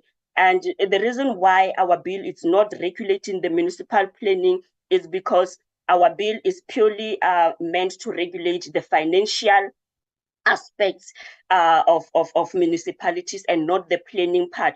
The planning or municipal planning is being regulated through SPLUMA. So we also had engagements with SPLUMA following our Deputy Director engagement, the clusters, where we were requested to sit with the Department of Rural Development to agree in terms of which ministry is responsible for regulating development charges. Should it be the Minister of Finance through the Municipal Fiscal Powers and Functions Act, or should it be the Minister of Rural Development through SPLUMA? And we sat with the colleagues from Rural Development, and we agreed that given that development charges is a financial tool, it should be regulated within the Municipal Fiscal Powers and Functions Act and leave the planning to SPLUMA. So I think I've covered what I needed to cover. If there is something that I've missed, then Sandra can assist. Thank you, Chair. Sandra? Thank you, Sandra. Anything to add from your side before we hand back to the DDG? Nothing from my side, Wendy. Thank you. Thank you. Maybe just a question on why did we take so long and why did we not process it when all the other municipal legislation was processed? It's basically something that came up afterwards, and it was basically from a big request from the metros actually that we put in place this type of regulation. That is why it's been put in place. Thank you, DDG. Back to you. No, that wasn't so much the question as, sorry, just 1 second. Why, look, I was there, as you might know, Wendy, and excuse me, I also had some hands playing another role in the integrated urban development framework, right? So I'm not saying it should have been done when the first tranche of local government bills came. It's that we've been discussing this intermittently. And I'm surprised it's taken so long now that it's here. That's all I'm saying. It's not a criticism of you, can I repeat? You're an excellent team. It's the politicians, us, Cocktail Committee, ourselves, and the two ministers and DGs concerned. Ultimately, well, the two ministers really. So, I understand. Okay, fine. Thank you very much, Chair, and thank you, team, for the responses. We definitely wish it could have been processed much earlier because the research and the work that we did was actually done quite a while ago, but obviously it's the processes that we had to follow and comply with. So what I wanted to add with regard to the responses is with regard to the value that this development charges actually brings into the system, because of the requirements to be transparent and account for what development needs in terms of the bulk, irrespective of who they actually serve. So even those developments that serve the poor, for which development charges cannot be charged, that needs to be accounted for transparently and costed, and the indication of who pays. And I think this is where the conditional grants come in, because they come in to support developments that benefits the poor, or that enables the inclusion of the poor in some of these commercial developments, so that subsidization becomes also transparent as a mechanism also for inclusionary developments. But I think the whole issue of transparency and ensuring that developments don't just occur just because maybe another sphere of government wants to develop some developments far away from the city and they cannot be paid for. So somebody has got to pay. That I think is very, very important, because it avoids this problem whereby developments can happen and then we haven't actually thought out about the bulk infrastructure.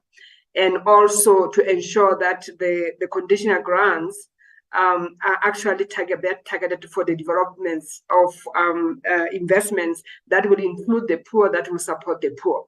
So better targeting of the conditional grants. So even if municipality wants to exempt some, for some reason, maybe to incentivize developments, that becomes transparent, because you do need to be able to say how then you are going to pay for that development. And that should be actually well timed to ensure that the investments can support, the bulk can support the investment that actually is required. So I think that's just the points that I wanted to add to all those elaborate answers that the team has given, Chair. Thank you.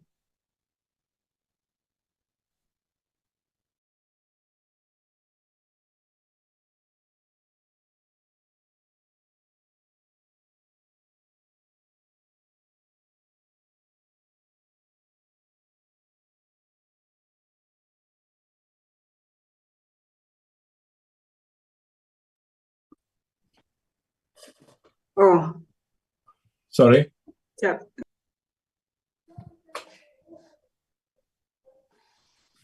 Jeng, what's up? Hello? I believe we're done. I don't know if I went off, because in my thing I finished. I went off, sorry. Okay. Thank So you very much. I apologize for that. Look, I want to throw this back to the committee members. Or do you see, when we process a bill, more and more thoughts come to your mind, right? And especially after you get public hearings, if the public hearings are substantial enough. So I just want to say I'm very surprised that only one stakeholder took part in the public hearings. It doesn't help us, because sometimes I browse through what was said when I have space and time in the National Assembly, because it doesn't follow, if they rejected what a stakeholder has done, that we can't accept what they've done, because we have a slightly different perspective. It's like I would do it in quite a different perspective. We look at things differently. Otherwise, we'll just be another NA Mark II. So unless there's members coming up, there will be more policy issues that will arise as we finish processing the bill. So I would suggest we move on now to looking at the bill. It's 11 pages, colleagues, and Kololeko sent it to you. So, right, can we go ahead then? I don't see any hands up objecting, so can we start? So the first section is on the definitions and interpretations with the technical amendments that we're proposed by Treasury and the Minister's letter buttressing that. So go ahead, please. Who's going to take us through the bill? Hello.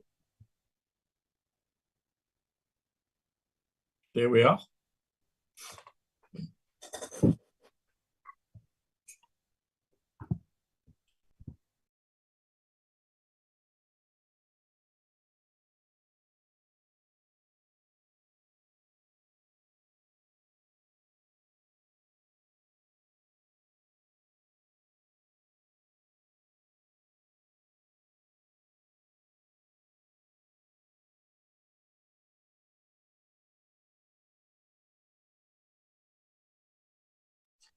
Oh, I don't hear anything much. Is it just me, or is it gone silent again? Oh, it's very quiet, Chair. Very, very quiet. Sorry? Oh, you see, it's a bit confusing here because this thing is cutting off.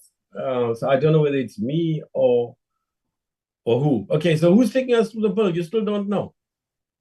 Treasury? Wendy. Chairperson, when Matweni presented, we went through clause by clause. So we've already done that, but maybe if we can just scroll to show it where it is actually in the legislation. So if I can ask Matweni, if you can just well, you know why? Because people, if they're making proposals, we're amending clause 14 and so on. So we're not familiar with the bill. We're familiar with your overview. So if you can quickly take us through that. So we can skip the definitions, quite frankly, unless, oh, no, there's not. I think I didn't look at the bill, right? I looked at your overview and I browsed through the bill, but, you know, that's my issue. I just didn't have the time. So you know, I would prefer that, well, not because of me. Let me go by the guidance of the committee. I would, you know, the normal procedure, as I remember it most times, not always, depending on what's on our agenda at the time. But we normally do have you take us through the bill. It just assists us when we have the hearings. Anybody object to that? Certainly, Chairperson. All right, Wendy, go for it. Now, I know the issues have been covered because your policy issues obviously are expressed in words in a bill, right? Ultimately, it's a bill we vote on. So can we go ahead? We obviously, Wendy, you know us well enough now. You've been here thousands of years, Wendy. What we will do is we'll have the hearings. And after that, we will look at the policy issues. Then we'll vote on the bill. Then we will vote on the report. Then we go to the House. And then we have to fight with them to say when we're going to put it on the agenda, as Dick Lady has to do with her bills, like the committee's bills, what's our committee as well. Right, go ahead, Wendy. Let's not waste time now. Certainly, Chairperson, and maybe to make it clear, this bill does not just deal with development charges. It deals with a number of other issues that is not regulated in other pieces of legislation. This is an old piece of legislation, and it's been in place for quite a while. So what the actual original bill deals with is things like applications for new development from new municipal taxes, and it also allows for the regulation of surcharges.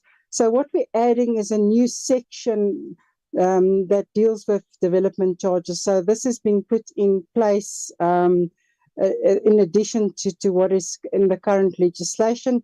And I'll ask Matweni to quickly take us through. So most of this is just total new additions. But Matweni, can I ask you to take us through, please? Thanks, Wendy. So I will start with the definitions. So the definitions that we are introducing talks to the bulk engineering service, and we are also proposing additional definitions through SPLUMA. So if you can look at the definition there for bulk engineering service, it says means a bulk engineering service as defined in section 1 of SPLUMA. So we are proposing an additional definition in section 1 of SPLUMA. And then with regard to the applicant, we took the same definition as is in SPLUMA as well. Then the capital infrastructure assets there, we're just meaning the land, property, building, or any other immovable assets, including plant and equipment that are sit there too. which is required for the provision of engineering service. Constitution has always been in the original act. Can we scroll downwards? Then the definition of development charges there, we just indicating that it is a charge levied by municipality in terms of Section 9A1 and contemplated in Section 49 of SPLUMA, and Section 49 of SPLUMA is just giving the municipality the power to impose certain conditions when approving land development applications, and one of those conditions is the payment of development charges. So we are saying that development charges must contribute towards the cost of capital infrastructure assets required to meet increased demand for existing and planned external engineering services. And should I also talk to the technical changes that we are making? Because no, that you've covered. It's now going to get pretty repetitive. Yeah, we got that. Thank you. Okay. Yes. So it can also be, so over and above A, then development charges must also be used to contribute towards the cost of land for parks and open spaces, especially where land development application provides for the use of land for residential purposes. And number C, then development charges. We go to C, sorry. Before we go to C, this is where one of the changes are being proposed, Chairperson. It says here cost of open parks and spaces, and this is one of the changes that we're proposing, that it be changed to parks and open spaces. So maybe what's important is also to highlight where there's changes proposed, Matweni. Thank you. Thank you, Wendy. Useful. Yeah. Okay, thank you. Yes, so B there, then we'll be referring to the cost of land for parks and open spaces, just to ensure that even the terminology is aligned with the terminology used in SPLUMA. Then C, development charges will contribute to the cost of both A and B, and with the approval of the minister, then other municipal services that have been outlined in the Constitution under both Part B of Schedule A, Schedule 4, and Schedule 5. And then engineering services there is the same definition outlined in SPLUMA. So it relates to the system for the provision of services such as water, electricity, sewage removal, so on and so forth, in Section 1 of SPLUMA. And we included a definition for engineering services agreement, which means a written agreement concluded between the municipality and an applicant on which a land development applicant has been brought in terms of Section 45 of SPLUMA, recording their detailed and specific respective rights and obligations regarding the provision and the provision and installation of external engineering services and internal engineering services required for an approved land development and matters auxiliary there too. Then we have the definition for engineering service zone. Can you please scroll upward? Thank you.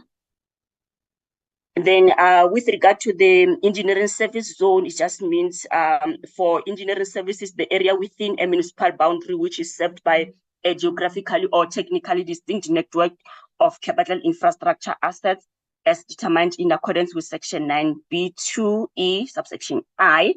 Then the external engineering service, as we are saying, as outlined in SPLUMA, there's already a definition for external engineering service in SPLUMA, and also the definition for internal engineering service is similar to the one in SPLUMA. Then land development, the same as in SPLUMA, land development application, also similar to the one in SPLUMA. Land use as has already been defined in Section 1 of SPLUMA. Then we are proposing additional definition. We get it. We can, that's straightforward. It's more when you have got, something beyond just corresponding with SPLUMA, right? It saves the time. Okay. All right. Thank you. Then the link engineering service, that is an additional definition that we are introducing in SPLUMA, just to clearly indicate that the external engineering service is made up of both the bulk as well as the link engineering service. Scroll upwards.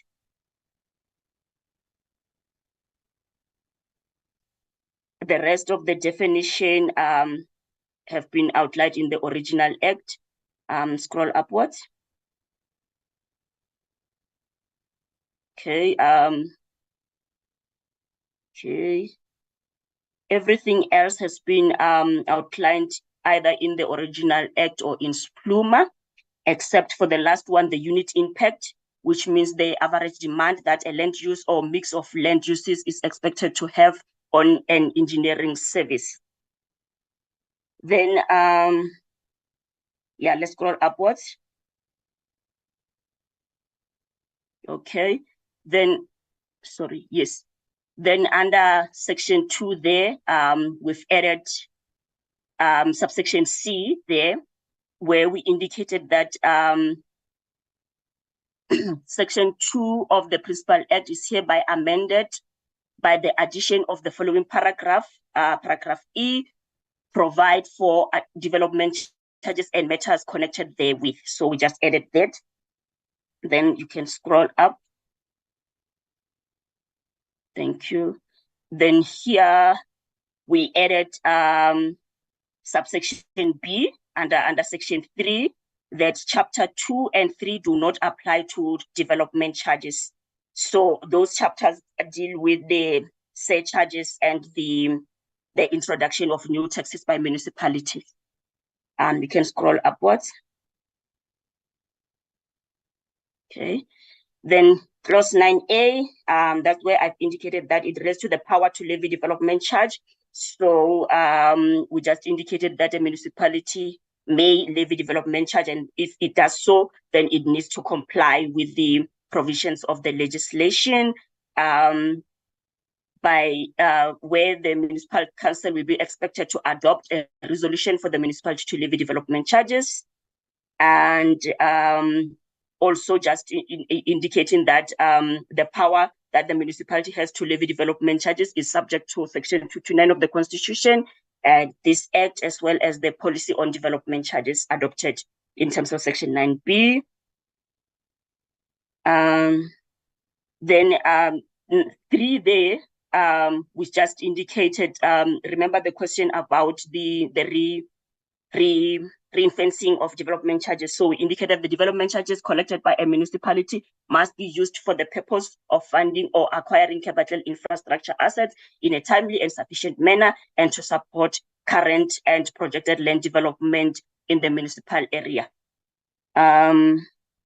So I'm just going to look for key issues that I can just indicate, because there are a lot of provisions. Okay, yeah, scroll upwards. Okay, then clause 9B, that is the adoption and the contents of policy on development charges. So I've already indicated that a municipality that wants to levy development charges need to adopt a policy on development charges, and the policy has to be consistent with this act on levy development charges. And we are further indicating that such a development charges policy must treat the applicants liable for this equitably and fairly, and there shouldn't be no duplication of cost, and it must also set out the methodology for calculation of unit cost per engineering service. And please scroll up. D there is saying that the policy on development charges should also set out standard unit impacts for engineering services in respect of each land unit or category of land uses that are applied in the municipal land use scheme. And D there, the GC policy has also to determine the criteria to be applied by a municipality when calculating development charges with reference to engineering service zones, and also when they are granting reductions or exemptions from the payment of development charges. And okay, yeah, we can scroll upwards. And clause 9C there is just about the community participation processes. The key there is that before a municipality adopts a DC policy on development charges, then it must follow a process of community participation process in order to allow the members of the community to provide their views and their comments, and those should be taken into consideration before the policy can be adopted. You can scroll upwards. Then clause 9G deals with the bylaw to give effect to the policy on development charges, and such a bylaw must be adopted by a municipal council and also published in terms of section 12 and 13 of the Municipal Systems Act. And the bylaw may also differentiate between engineering services, category of applicants, as well as category of land developments. Then clause 9E, which relates to the rebates and exemptions, we are allowing municipalities to grant rebates and exemptions. But if they need to do that, then they need to set out a criteria in terms of how they are going to provide those rebates and exemption. But the key there is that if they are to provide or grant a rebate or exemption, they need to identify an alternative revenue source to provide the required infrastructure. You can scroll upwards. Then section 9F, which deals with the engineering services agreement. So we are saying that both parties, the municipality and the applicant, need to enter into a written engineering services agreement and also clarify who is going to be installing which infrastructure. In this instance, the internal engineering service will be the responsibility of the applicant, and the external engineering services will be the responsibility of the municipality. And then they also need to indicate what kind of infrastructure will be installed, as well as the timing in terms of when they're going to install it and when it is expected to be completed, and also including the cost that the applicant has to pay for the installation of the required infrastructure, and also include the dispute resolutions in case each one of the party defaults from the terms of the engineering service agreement. And another key issue there is that this engineering service should also set out the standards that that both the municipality and the the applicant has to comply with when they are installing their either internal engineering service or the external engineering service. Please scroll upwards. Then clause 9G deals with the installation of external engineering services by an applicant. I've indicated that development charges can be paid either in monetary terms or in kind, where an applicant installs infrastructure on behalf of the municipality. And if the applicant has installed infrastructure on behalf of the municipality, then the municipality will offset the cost of installation of such infrastructure against the associated development charge. And also that the municipality may agree with the applicant that the applicant installs infrastructure of a greater capacity than what his or her development requires, and then the municipality will be required to reimburse the applicant the excess amount. Please scroll upwards. Thank you. Then clause 9H, which relates to failure by the municipality to provide the required bulk engineering services. So we're saying that if the municipalities was unable to provide the required bulk engineering services, then the municipality will be expected to reimburse the applicant the portion of the development charges, and also an interest applicable at a rate that has been determined in terms of section 80, subsection 1A of the PFMA. And we also allowing both the municipality and the applicant to agree on the extension of the timelines in terms of the completion of bulk services in instances where there are circumstances which are outside the municipality's control that might affect the completion of the installation of infrastructure. Then clause 9I relates to the bulk and link engineering services as part of internal engineering services. So here we're just indicating that in instances where you find that a bulk or a link is within the boundaries of a land development area, then those bulk or link engineering services should be considered as external engineering services, so that the applicants will be liable for their cost. And clause 9J relates to the dispute resolution. So if any person feels that their rights have been affected by a decision to levy development charges, then such a person may appeal against that decision in terms of Section 62 of the Municipal Systems Act. But if there is a dispute in terms of any other matter that has been regulated within the engineering services agreement, then it must be resolved in terms of the dispute resolution mechanisms provided for in that agreement. Then Section 9K deals with the delegation. So the key there is that any power or duty related to development charges can be delegated to an official within the municipality, but the power to adopt a GC policy as well as a bylaw remains the responsibility of the municipal council and cannot be delegated. Please scroll upwards. Then with regard to Section 9L, which deals with the financial misconduct, we're just saying that if an official of a municipality has willfully or negligently contravened any provisions of this act, then such person will be, for a lack of a better word, dealt with in terms of Section 171 of the Municipal Finance Management Act. Then please scroll up, thank you. Then Section 5 there, under the amendment of Section 10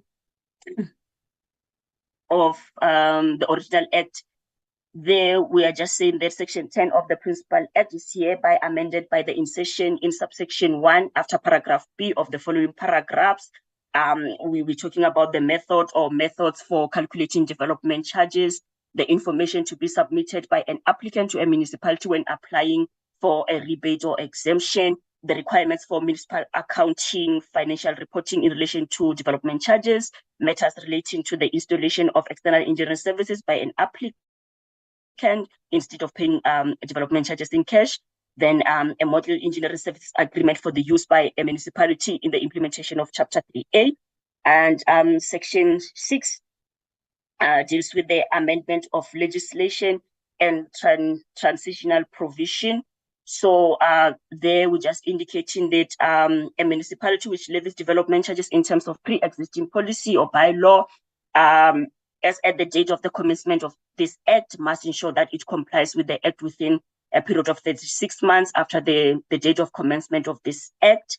Then Section 7 deals with the substitution of long title. I won't go through that one. And Section 8, please scroll upwards, thank you. Section 8 deals with the amendment of arrangements of sections of Act 12 of 2007.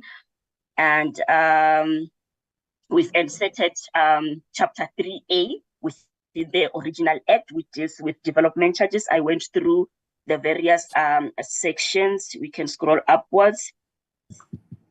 And the short title and commencement, this act is called the Municipal Fiscal Powers and Functions Act. Yeah, we know all that. That's quite clear. Yeah, we just want to look at the policy that's implied in the particular clauses.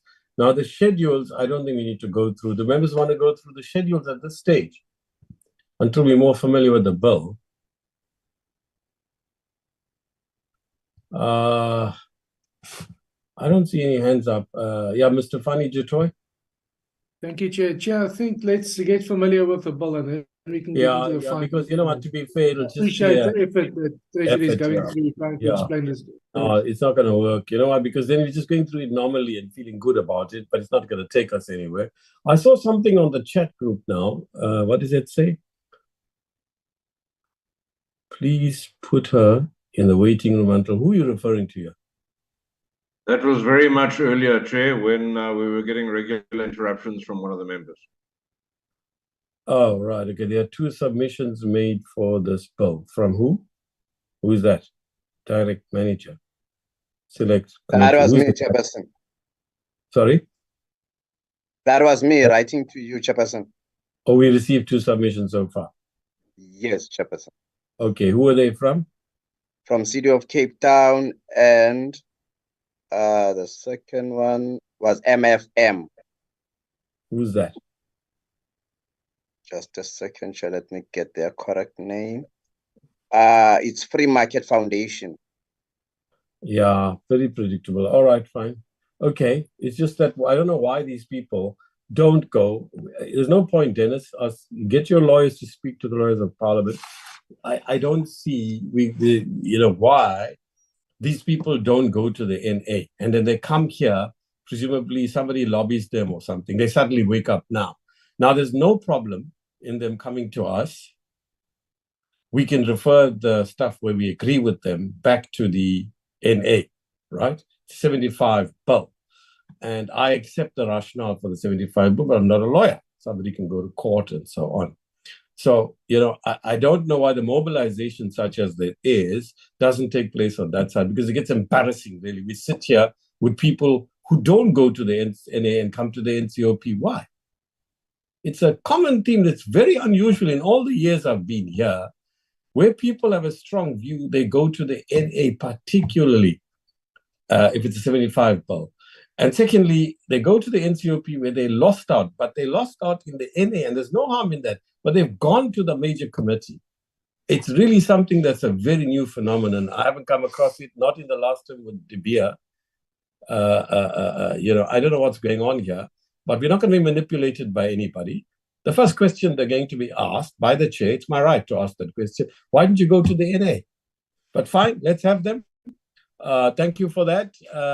You know what? I don't want to debate about this. I've expressed my point of view. There are people who disagree with me, and, it's fine. Let's agree to disagree. But we will process their submissions. All I'm saying is, I know for a fact that on one occasion last year, was the year before, I even found out what was happening. Suddenly there was a splurge of, I think 13 or 15 came to us. They were all coming from the same source, basically, or the same pool.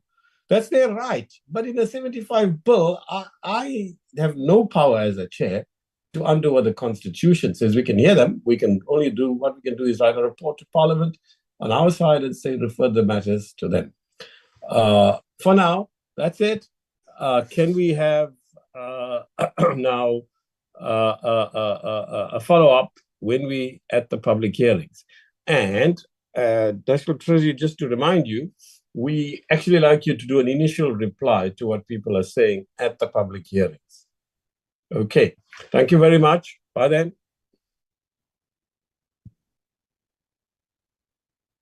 Thank you, Chair. Bye.